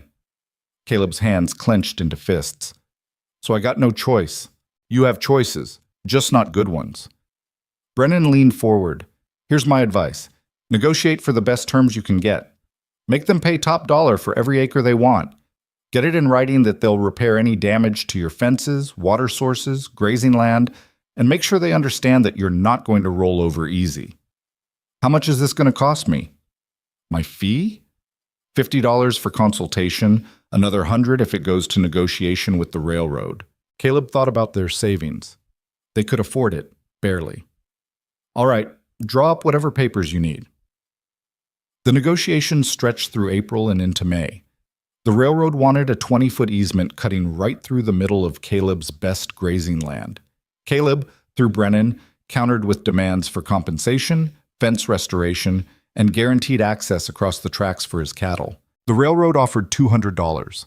Brennan got them up to $500, plus written guarantees about property damage. "It's not enough," Caleb told Lydia one night. "That land's worth twice that." "But fighting more will cost money we need for other things," Lydia signed. "Sometimes you have to choose which battles to fight." She was right, and Caleb hated it, but he signed the papers. Construction began in June. Suddenly, the quiet isolation of the ranch was shattered by the sounds of men working, equipment moving, dynamite blasting through rock. The noise went on from dawn until dusk, 6 days a week. Lydia couldn't hear it, which Caleb envied. He found himself irritable, snapping at the ranch hands over minor mistakes, losing his temper when tools broke or cattle wandered. One evening, after a particularly bad day, he came home to find Lydia waiting on the porch. She didn't ask what was wrong, just took his hand and led him to the barn. Inside, she'd set up something unexpected: a blanket spread on clean hay, a picnic basket, lanterns hung from the rafters, casting soft light. "What's all this?" Caleb signed. "You've been carrying too much," Lydia signed back. "You need to remember how to breathe." They sat together in the quiet of the barn, away from the construction noise, and ate cold chicken and fresh bread. Lydia poured coffee from a thermos. They didn't talk much, just existed in each other's presence. Finally, Caleb signed, "I'm sorry I've been so angry lately." "You're allowed to be angry. They're taking something from you." "From us," Caleb corrected. "This ranch is ours. Everything they take from both of us." "Then we're angry together," Lydia signed. "But we don't let it poison what we have." She moved closer, rested her head on his shoulder. Caleb wrapped his arm around her, pulled her tight. "How'd you get so wise?" He signed with his free hand. "Years of practice being angry, learned it doesn't help." They stayed in the barn until the lanterns burned low, finding peace in the silence they'd built together. By July, the railroad construction had moved past the ranch, heading east toward Bitter Creek. The workers left behind torn-up earth, new fence lines, and a set of rails that cut through what used to be open grazing land like a scar. But Tom Chen had been right. Beef prices went up, way up. The railroad meant easier transport to markets in the east. Ranchers who used to get $3 a head were now getting 6 or 7. Caleb sold 50 head in August and made more money in one transaction than he usually made in 6 months. He and Lydia stood in the bank, staring at the balance in their account, barely believing it. "We could expand," Lydia signed. Buy more land, hire more hands." "We could," Caleb agreed. "Or we could save it. You never know when hard times might come back." They compromised. Saved half, used the other half to buy 200 acres adjacent to their property from a widow who was moving back east. The Mercer Ranch now covered nearly 2,000 acres. With the expansion came more responsibility. They hired 2 more full-time hands, brothers named Jack and Samuel Morrison, no relation to the preacher. Good workers, reliable, who didn't ask questions about Lydia's deafness and treated her with respect. The ranch became a real operation. Caleb managed the cattle and the land. Lydia handled the books, the supplies, the planning. The hands did the day-to-day work of fence mending, feeding, and general maintenance. News of their success spread. Other ranchers started coming around asking Caleb's advice. How did he manage such a large herd with so few hands? How did he keep his costs so low while his profits stayed high? The answer, though Caleb rarely said it out loud, was Lydia. She ran the ranch like a military campaign, eliminating waste, optimizing every process. She'd created a system that worked, but success bred resentment in some quarters. Not everyone was happy to see a woman, especially a deaf woman, playing such a prominent role in ranch management. The criticism came to a head in September at the Territorial Cattlemen's Association meeting in Bitter Creek. Caleb normally skipped these gatherings, but with the ranch's growth, Brennan had advised him to attend and make connections. Lydia wanted to come. Caleb wasn't sure it was a good idea. "These men, he struggled to find the right sign. "They're old-fashioned. They won't respect you the way they should." So I should hide, Lydia signed, her expression fierce. Stay home like a good wife while you do the important business?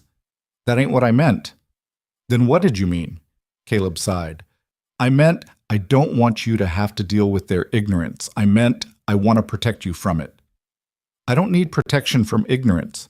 I need to stand beside you as your partner, like we agreed. She was right, again. Caleb wondered if he'd ever win an argument with her. They rode to Bitter Creek together, Lydia in her best dress, Caleb in a suit he'd bought for their wedding and had worn maybe twice since. The meeting was held in the new hotel, a 3-story building that still smelled like fresh paint. The room was full of ranchers, 20 or 30 men, most older than Caleb, all wearing expressions of varying suspicion when they saw Lydia walk in. Jonas Pritchard, who owned the biggest spread in the territory, raised an eyebrow. Mercer, didn't know this was a social event. It ain't, Caleb replied evenly. This is Lydia Mercer, my wife and business partner. She runs the financial side of our operation. Is that so? Pritchard's tone was mocking. And how exactly does a deaf woman manage ranch finances? Same way any woman manages them, Caleb said, his voice going cold. With a brain and a pencil, both of which she's got more talent with than most of us combined. The room went silent. Pritchard's face reddened. Now see here. No, you see here, Caleb interrupted. My ranch has grown from 200 head to 400 in 18 months. My costs are down 30% while my profits are up 60%. If you got a problem with how my partner and I run our business, you're welcome to try doing better. Otherwise, shut your mouth. Pritchard looked like he'd swallowed a wasp. Several other ranchers chuckled. The meeting continued, discussing water rights, grazing boundaries, and railroad fees. Lydia sat beside Caleb, watching lips carefully, following what she could. When they discussed financial projections, she pulled out paper and did calculations faster than most of the men could follow. By the end of the meeting, several ranchers had approached Caleb privately, asking if Lydia might review their books, offer suggestions. Pritchard left early, his pride apparently more wounded than Caleb had intended. On the ride home, Lydia signed, You didn't have to defend me so hard. Yeah, I did. Nobody talks about you like that. You made an enemy today. Pritchard is powerful. I don't care. Some things matter more than politics. Lydia smiled, leaned against him. What things? You, us, the truth. Caleb paused. Besides, Pritchard's been an asshole since before the war. Nothing new there. They rode in comfortable silence, the September sunset painting the sky in shades of orange and red. The ranch appeared on the horizon, solid and permanent, a testament to everything they'd built. But permanence was an illusion, and they both knew it. The first snow came early that year in late October, just a dusting, but enough to remind everyone that winter was coming. Caleb prepared like he always did, stockpiling feed, reinforcing the barn, checking equipment. Lydia started acting strange around the same time. She'd disappear for hours, claiming she was working on the books. But Caleb noticed she wasn't writing anything down. She was tired all the time, taking naps in the afternoon. And she was eating everything in sight. Finally, in early November, Caleb confronted her. Are you sick? Lydia looked up from her plate, her third helping of stew. No. Then what's going on? You're sleeping 12 hours a day and eating like you're trying to hibernate. She set down her spoon, met his eyes, signed slowly. I'm pregnant. The world stopped. Caleb stared at her, the words not quite registering. You're... what? Pregnant. With child. Due in May, if my calculations are right. Caleb sat down hard in the nearest chair. A baby. They were going to have a baby. Say something, Lydia signed. I mean, are you sure? Very sure. I've been sure for 3 weeks. I wanted to wait to tell you until I was certain. 3 weeks? Caleb's mind was racing. Why didn't you tell me sooner? Because I was scared. Because I didn't know how you'd react. Because... She paused. Because I'm terrified. That broke through Caleb's shock. He moved to kneel beside her chair, took her hands. Terrified of what? Of being a mother. Of doing it wrong. Of... She pulled one hand free to sign. What if the baby is deaf like me? What if you resent that? Lydia, listen to me. Caleb made sure she was looking at him. I don't care if this baby is deaf, blind, or grows up to be the president. It's ours, and we're going to love it and raise it the best we can, together." Tears streamed down her face. "You're not angry?" "Angry? I'm terrified too. I'm 43 years old. I don't know a damn thing about babies. But I'm also—" He searched for the right sign. "I'm happy. Really happy." Lydia threw her arms around his neck, sobbed against his shoulder. Caleb held her, feeling his own eyes burn with tears. They were going to be parents. The lonely rancher and the woman nobody wanted were going to bring a new life into the world. Winter that year was gentler than most, which Caleb took as a good sign. Lydia's pregnancy progressed smoothly. She grew rounder, moved slower, complained about her back and her feet, and how nothing fit anymore. Caleb loved every minute of it. He fussed over her constantly, drove her crazy with his overprotectiveness. She finally had to lay down the law in February. "I'm pregnant, not dying," she signed. "I can still work. I can still ride. I can still live my life." But what if something happens? What if the sky falls? What if the cattle all fly away? We can't live in fear of what ifs. "I just want you safe." "I am safe. Because you're here. But you have to let me breathe." Caleb backed off, though it killed him. He watched her work in the garden, ride out to check fence lines, climb ladders to reach high shelves. Every moment was torture, convinced she was about to fall or hurt herself. But she never did. Lydia was strong, capable, stubborn as a mule. The pregnancy slowed her down but didn't stop her. In March, they started preparing the second bedroom for the baby. It had been storage for years, filled with junk and broken equipment. They cleared it out, painted the walls a soft yellow, built a cradle from pine wood. Lydia sewed blankets and tiny clothes.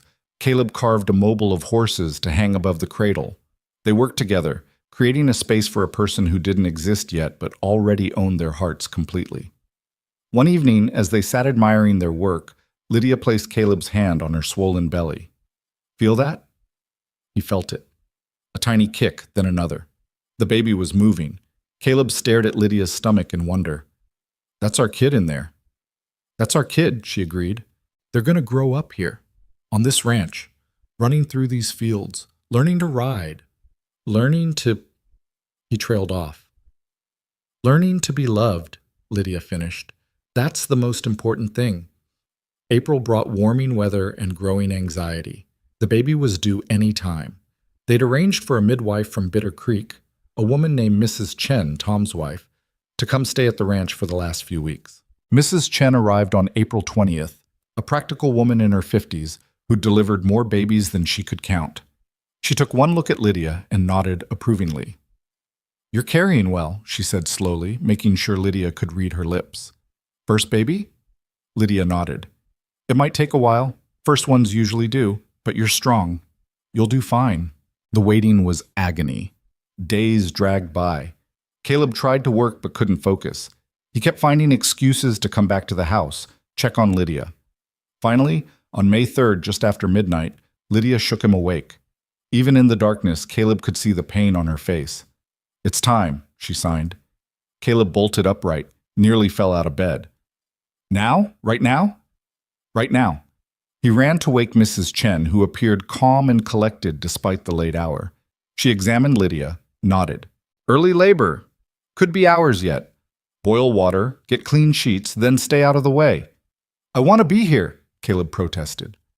"Men don't belong in birthing rooms," Mrs. Chen said firmly.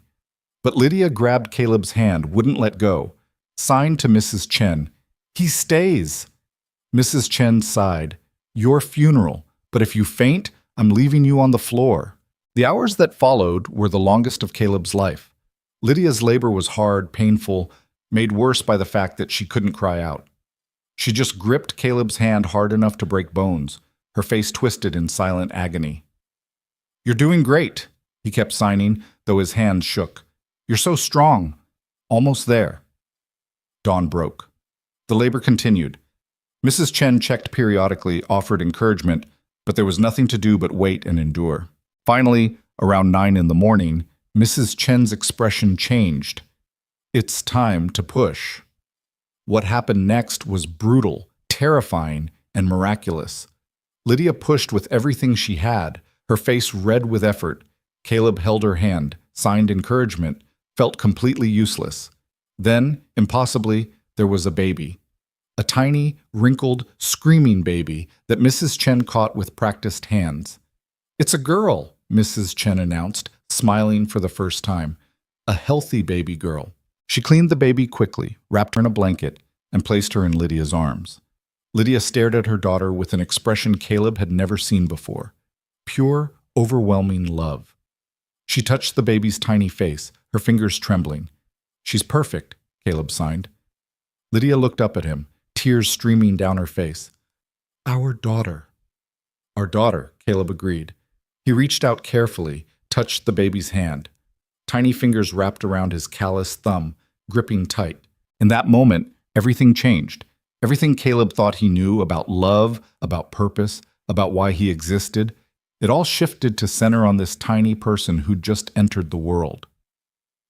"What should we name her?" Lydia signed one-handed, the baby still cradled against her chest. Caleb thought about it. "Rose, after my mother." "Rose Mercer," Lydia signed, trying it out. Then she smiled. "It's perfect." They spent the rest of that day in a bubble of exhaustion and joy. Mrs. Chen handled the practical matters, cleaning up, making sure Lydia was recovering properly, teaching them how to care for an infant. That night, after Mrs. Chen had gone to bed in the spare room and Rose was finally sleeping in her new cradle, Caleb and Lydia sat together in the quiet. "Everything's different now," Caleb signed. "Everything was already different," Lydia replied, "from the moment you walked into that saloon. You know what I mean?" "I do. And I'm scared too. But we'll figure it out, like we always do." Caleb looked at his wife, his partner, his love, the mother of his child, and felt something settle in his chest. They would figure it out, together, because that's what they did. In the cradle, Rose made a small sound in her sleep.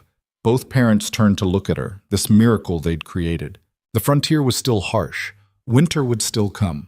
Cattle would still die. Fences would still break. Money would still be tight. But now they had Rose. Had this tiny reminder that even in the hardest places, life found a way. And sometimes, if you were very lucky, love found a way too.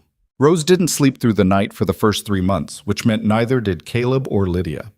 They took turns walking her around the house at 2 in the morning, 3 in the morning, 4 in the morning. Caleb had thought he knew what exhaustion felt like after long days working cattle, but this was different. This was bone-deep, soul-crushing tired that made everything feel like it was happening underwater. "I don't remember agreeing to this," Caleb signed to Lydia one morning after a particularly brutal night. Rose had finally fallen asleep in his arms, her tiny face peaceful against his chest. "Too late to back out now," Lydia signed back, though her smile was weary. But even through the exhaustion, there were moments of pure magic. The first time Rose smiled, actually smiled, not just gas, Caleb felt his heart crack open in a way he didn't know was possible. The first time she wrapped her whole hand around his finger and held on. The first time she turned her head to follow Lydia's movement across a room. By August, Rose was 4 months old and starting to show her personality. She was curious, grabbing at everything in reach. She made sounds, little coos and gurgles that Lydia couldn't hear but could feel when she held Rose close. That's when they noticed something. Rose didn't startle at loud noises. When Caleb dropped a pot in the kitchen one afternoon, the crash was loud enough to hurt his ears. Rose didn't even blink. Lydia had been outside. When she came in and saw Caleb's expression, she signed, "What's wrong?" I don't know if anything's wrong."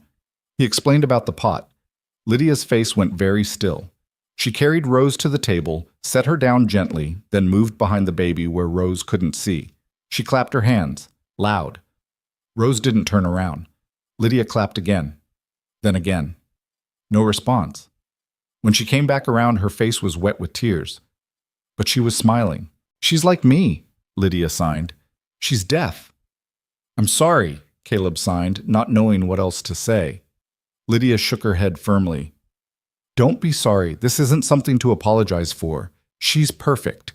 She'll just experience the world differently." Over the next few weeks, they confirmed it. Rose couldn't hear. Dr. Patterson from Bitter Creek examined her, ran tests, confirmed what they already knew. It's permanent. Patterson said, speaking slowly so Lydia could read his lips. But it's not a death sentence. She can live a full life. We know, Caleb said. Her mother's proof of that. What surprised Caleb was how little it bothered him. He'd spent weeks worrying about it during Lydia's pregnancy, afraid of how he'd react. But now that it was real, he found he didn't care. Rose was Rose. Deaf or hearing made no difference to how much he loved her. But other people cared. Oh, how they cared. The whispers started almost immediately. Poor Caleb Mercer, married to a deaf woman, now with a deaf child. Two women who'd never hear his voice. How sad. How difficult. How unfair. The comments came from people who thought they were being sympathetic. They came from people who thought they were being helpful. And they came from people who were just cruel. Jonas Pritchard, still nursing his wounded pride from the cattlemen's meeting, was the worst. Heard about your daughter, he said one day when Caleb was in Bitter Creek buying supplies. Shame about the deafness. Bad luck. Getting two broken women in one lifetime. Caleb had Pritchard by the throat before the man could take another breath, slammed him against the wall of Chen's general store hard enough to rattle the windows. You call my wife or daughter broken one more time, Caleb said, his voice deadly quiet, and I will break every bone in your worthless body. We clear? Pritchard's face was turning purple, but he managed to nod. Caleb released him, stepped back. Good. Now get the hell away from me. Tom Chen, who'd witnessed the whole thing, just shook his head. You're going to make a lot of enemies, Mercer, if you keep defending them like that. Then I'll make a lot of enemies, Caleb said. Some things are worth fighting for. That night, he told Lydia about the incident. She listened, her expression hardening. You can't fight everyone who says something ignorant, she signed. You'll spend your whole life fighting. Maybe, but I won't spend my whole life letting people disrespect you. Or Rose. Rose won't always have you there to defend her. She needs to learn to defend herself. She's 4 months old. I know, but someday she'll be 4 years old, then 14, then 40, and she needs to know she's not less than anyone else because she can't hear. Lydia was right, as usual. But knowing she was right and actually doing it were different things. Rose grew. By her first birthday in May of 1890, she was walking. Stumbling, really, but getting around on her own. She was signing, too. Simple things. Milk, more, mama, dada. Lydia had started teaching her from birth, and Rose picked it up naturally. The ranch continued to prosper. The railroad had brought steady business. Beef prices stayed high. Caleb and Lydia were able to hire more help, expand the herd even further. By 1891, the Mercer Ranch was one of the most successful operations in the territory. But success created new problems. Bigger problems. It started with the water. The creek that ran through Caleb's property also ran through Jonas Pritchard's land downstream. In the summer of 1891, there was a drought. A bad one. Water levels dropped everywhere. Pritchard claimed Caleb was using more than his fair share. Caleb claimed Pritchard was full of shit. The argument escalated. In July, someone, and Caleb had his suspicions who, diverted part of the creek before it reached the Mercer Ranch. Caleb's cattle started dying of thirst. He can't do this, Caleb signed to Lydia, furious. That water belongs to all of us. Can you prove he did it? I know he did it. Knowing and proving are different things. Caleb rode to Pritchard's ranch that afternoon. Found the man on his porch, drinking lemonade like he didn't have a care in the world. My cattle are dying, Caleb said without preamble. That's unfortunate, Pritchard replied. Drought's hitting everyone hard. The drought didn't divert the creek. Someone did that deliberately. You accusing me of something, Mercer? I'm saying if my cattle keep dying, yours are going to start dying too. We clear? Pritchard stood up slowly. That sounds like a threat. It's a promise. They stared at each other, the air between them crackling with violence, barely restrained. You should have kept your mouth shut at that meeting, Pritchard said finally. Should have known your place, but you had to show off, defend that deaf wife of yours like she was something special. She is special, worth 10 of you. Maybe, but she can't hear your cattle screaming when they die of thirst. Probably a blessing, really. Caleb hit him, couldn't stop himself. His fist connected with Pritchard's jaw, sent the older man sprawling. Pritchard came up with a pistol. Get off my land, Pritchard said, blood running from his split lip. And if you ever touch me again, I'll kill you. Caleb left, his hand throbbing, his mind racing. This was escalating into something dangerous. He needed to find another solution. The solution came from an unexpected source. Marshal Graves rode out to the ranch 3 days later looking grim. Heard about your water troubles, Graves said. Word travels fast. It does when Jonas Pritchard files a formal complaint saying you assaulted him. Caleb swore. He had it coming. Maybe. But the law don't see it that way. He wants you charged. For one punch? For assault and for making threats against his property. Graves sighed. Look, I know Pritchard's an asshole. Everyone knows it. But he's got connections. Territorial governor is his cousin. If he pushes this, you could end up in real trouble. So what do I do? Apologize. Make nice. Settle this before it gets worse. I ain't apologizing to that son of a bitch. Then you're going to be fighting this in court. And courts cost money. A lot of money. That night, Caleb explained the situation to Lydia. She listened, her expression thoughtful. How much would court cost? She signed. Brennan said could be $1,000, maybe more. Lydia was quiet for a long moment. Then she signed, We can't afford that. Not with Rose to think about. Not with the ranch to maintain. So you think I should apologize? I think you should be smart. Pride is expensive. Sometimes you have to swallow it. Caleb hated everything about it, but he knew she was right. The next day, he rode to Pritchard's ranch with Marshal Graves as a witness. I'm sorry I hit you, Caleb said, the words tasting like poison. It was wrong. Won't happen again. Pritchard smiled, enjoying every second of Caleb's humiliation.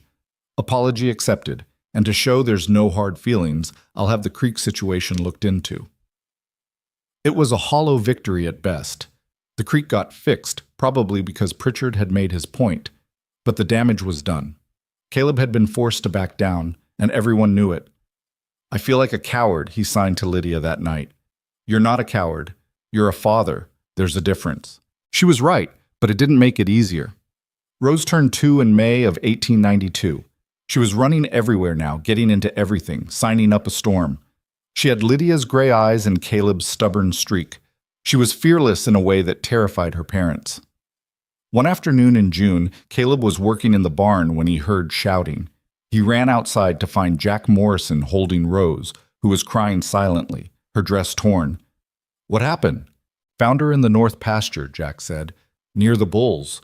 She must have climbed under the fence, nearly got trampled. Caleb felt his blood turn to ice. The bulls were dangerous, especially during breeding season. Rose could have been killed. He took his daughter from Jack, held her tight. She was still crying, scared and confused. That night, after Rose was in bed, Caleb and Lydia had their first serious argument in months. She can't hear danger coming, Caleb signed, frustrated. She doesn't know when something's wrong until it's too late. So what do you want to do? Keep her locked inside forever? No, but we need to be more careful. We need to watch her better. We're watching her as well as we can. She's 2. 2-year-olds get into things. Deaf or hearing doesn't change that. It changes everything. She can't hear us call warnings, can't hear a horse coming up behind her, can't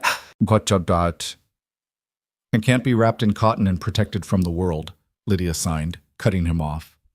I know you're scared. I'm scared too, but we can't let fear control how we raise her. I just want her safe. Safe isn't the same as alive. She needs to explore, to learn, to fall down and get back up, just like every other child. Caleb knew she was right, but the fear didn't go away. He started having nightmares about Rose getting hurt, getting lost, getting killed by all the dangers the frontier held. The solution, when it came, was simple. They taught Rose about danger, showed her which animals were safe and which weren't, taught her to always stay where they could see her, set up visual signals, flags and lights, so she'd know when to come back to the house. It wasn't perfect.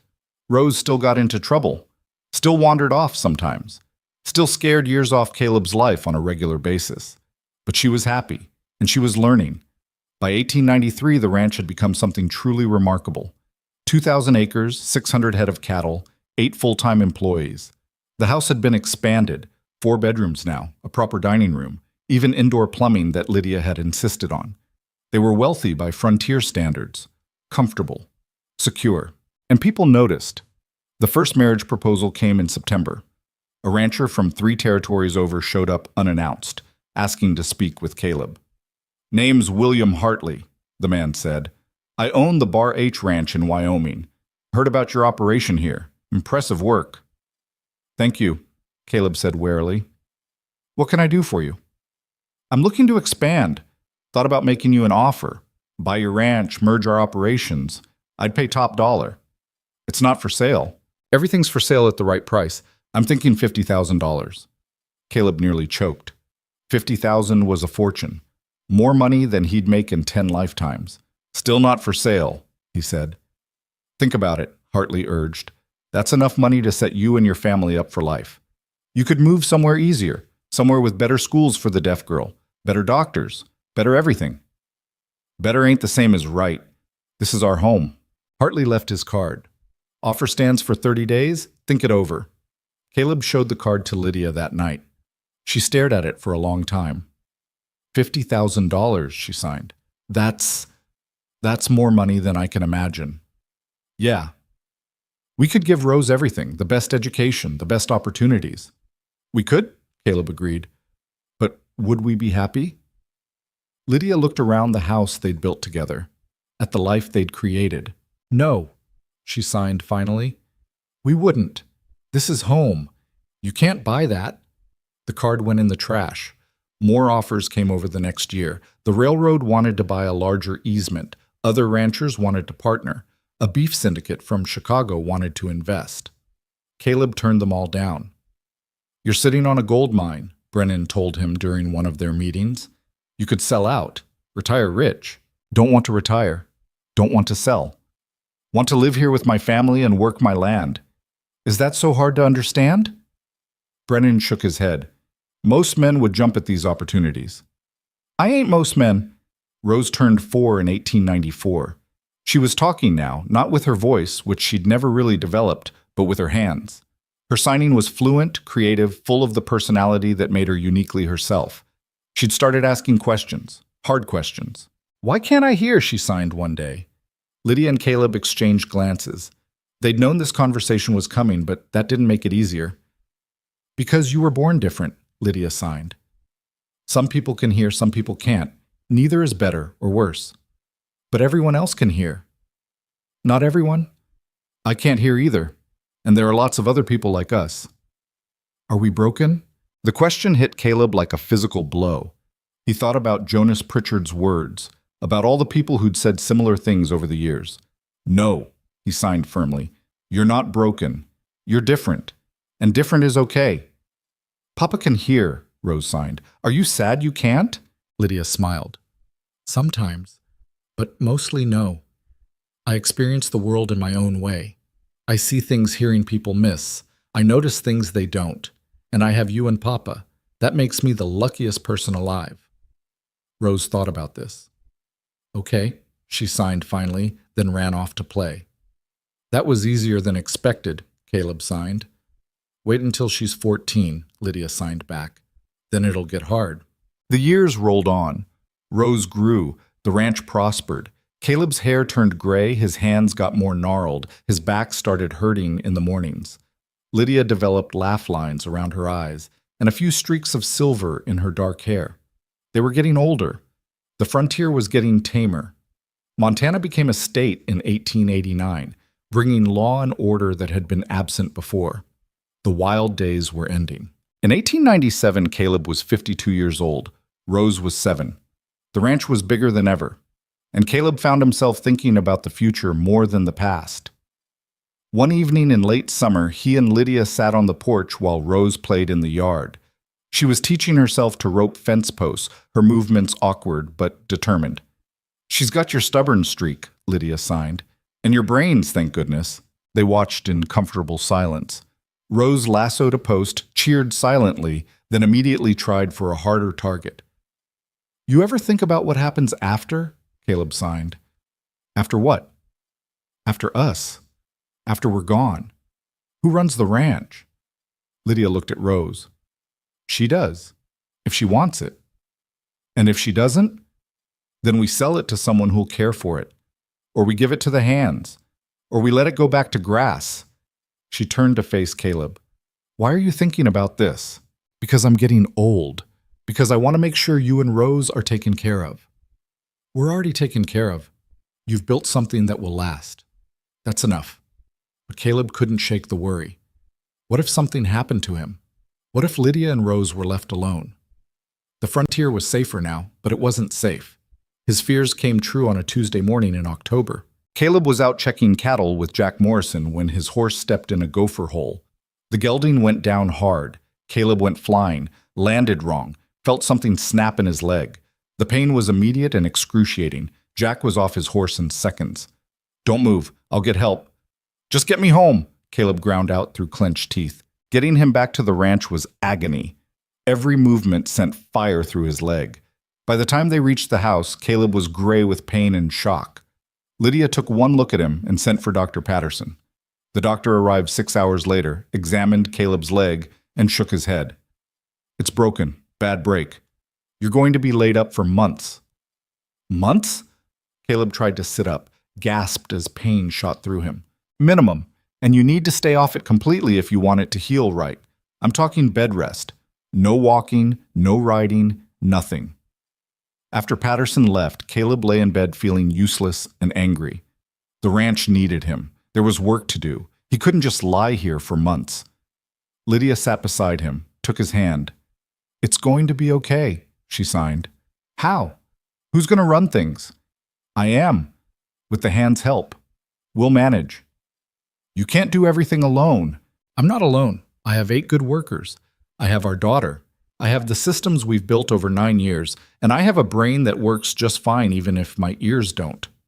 She was right, of course, but Caleb hated being helpless, hated watching from the bedroom window as Lydia managed everything, hated needing help to do basic things like get to the outhouse. But slowly, over weeks and then months, he started to see something.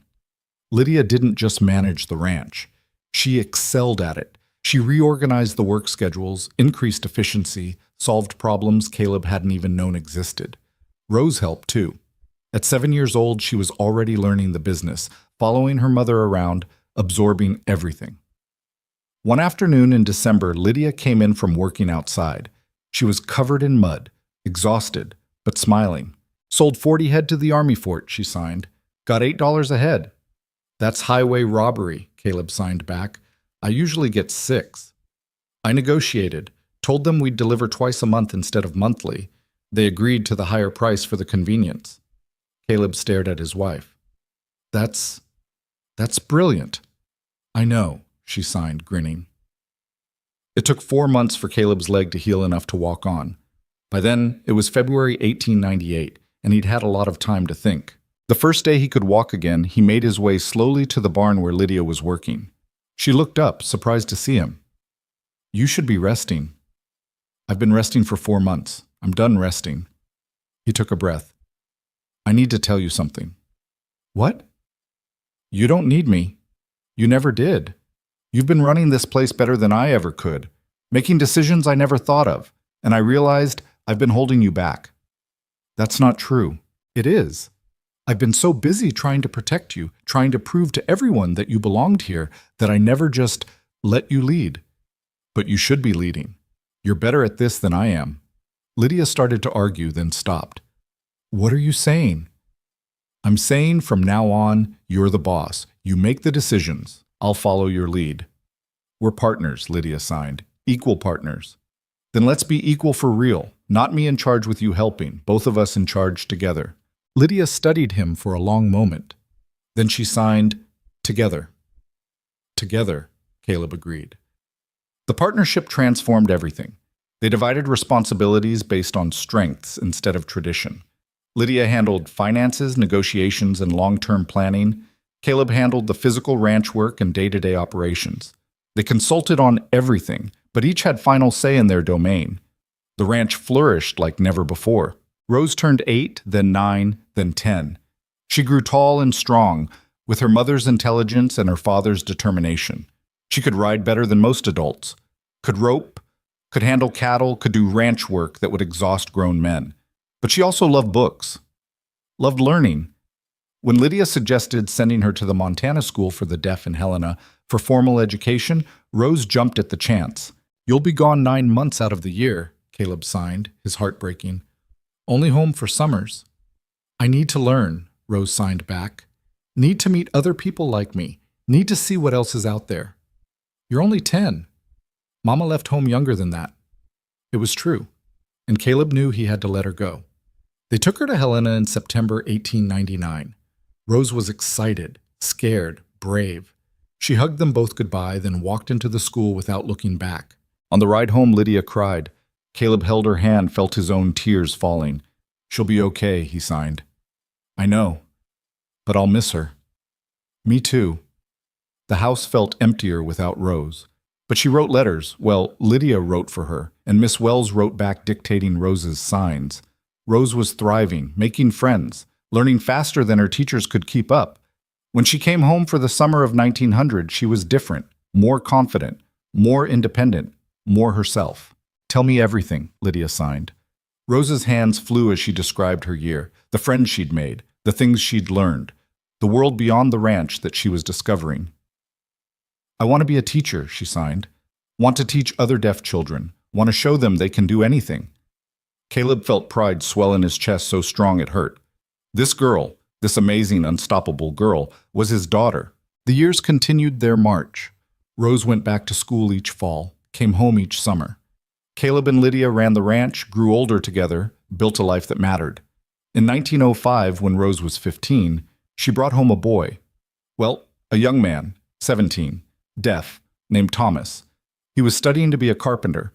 Caleb wanted to hate him on principle. This was his little girl. But watching Rose sign with Thomas, seeing her face light up, he couldn't do it. "You heard her," Caleb signed to Thomas during a private moment, "and I will hunt you down. We clear?" Thomas, to his credit, signed back. "I'd expect nothing less, sir." Rose and Thomas didn't get married then. They were too young. But over the next few years, as Rose finished school and Thomas established his business, everyone knew where things were headed. They married in 1909 when Rose was 19. The ceremony was in Bitter Creek, performed by a new preacher who had learned sign language specifically for the occasion. Half the territory showed up. Caleb walked his daughter down the aisle, signed his blessing, and tried not to cry. Failed spectacularly. "She's happy," Lydia signed during the reception. "I know, doesn't make it easier to let her go." "We're not letting her go. We're letting her grow." Rose and Thomas moved to Helena, where Rose got a job teaching at the school she'd attended. They came back to visit every few months, and each time Caleb was struck by how adult his daughter had become. In 1911, Rose wrote with news that made Lydia cry, and Caleb's hands shake as he read it.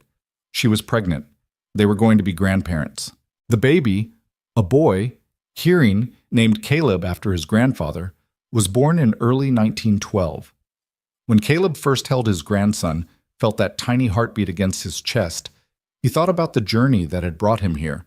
From a lonely rancher in a dying town to this, a family, a legacy, a life that mattered. "You okay?" Lydia signed. "Yeah, just thinking about how lucky I am." "We're both lucky." By 1915, Caleb was 69 years old. His body was wearing out, bad knees, worse back, hands that didn't work quite right anymore. But his mind was still sharp, and he still had Lydia. They'd been married 24 years, together for 26. Caleb still looked at her sometimes and couldn't believe she'd chosen him, couldn't believe this life was real. One evening in late summer, they sat on the porch watching the sunset. The ranch spread out before them, prosperous and permanent. Rose and Thomas were visiting with little Caleb, who was 3 now and running everywhere. "We built something good," Lydia signed. "We did," Caleb agreed.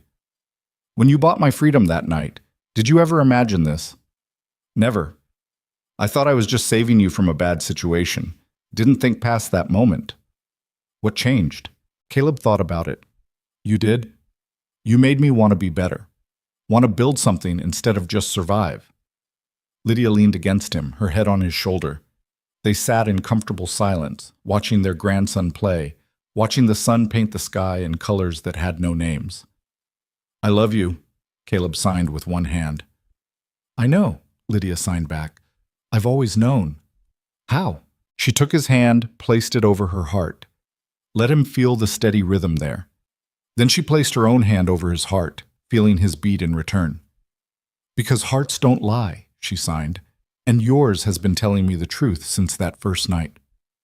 They stayed like that until the stars came out, two people who'd found each other in the darkness and built a light that would last long after they were gone. Years later, when people asked Rose about her parents, she would tell them the truth. That her father had saved her mother from slavery disguised as debt. That her mother had saved her father from loneliness disguised as strength. That together they'd built something impossible. A life of dignity and love in a world that said people like them didn't deserve either. The Mercer Ranch lasted 3 more generations before being sold in the 1970s. But the story lived on.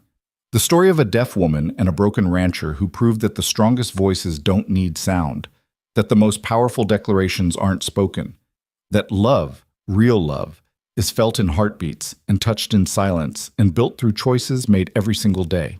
Caleb Mercer died in 1920 at 74, with Lydia holding his hand and his daughter signing his eulogy.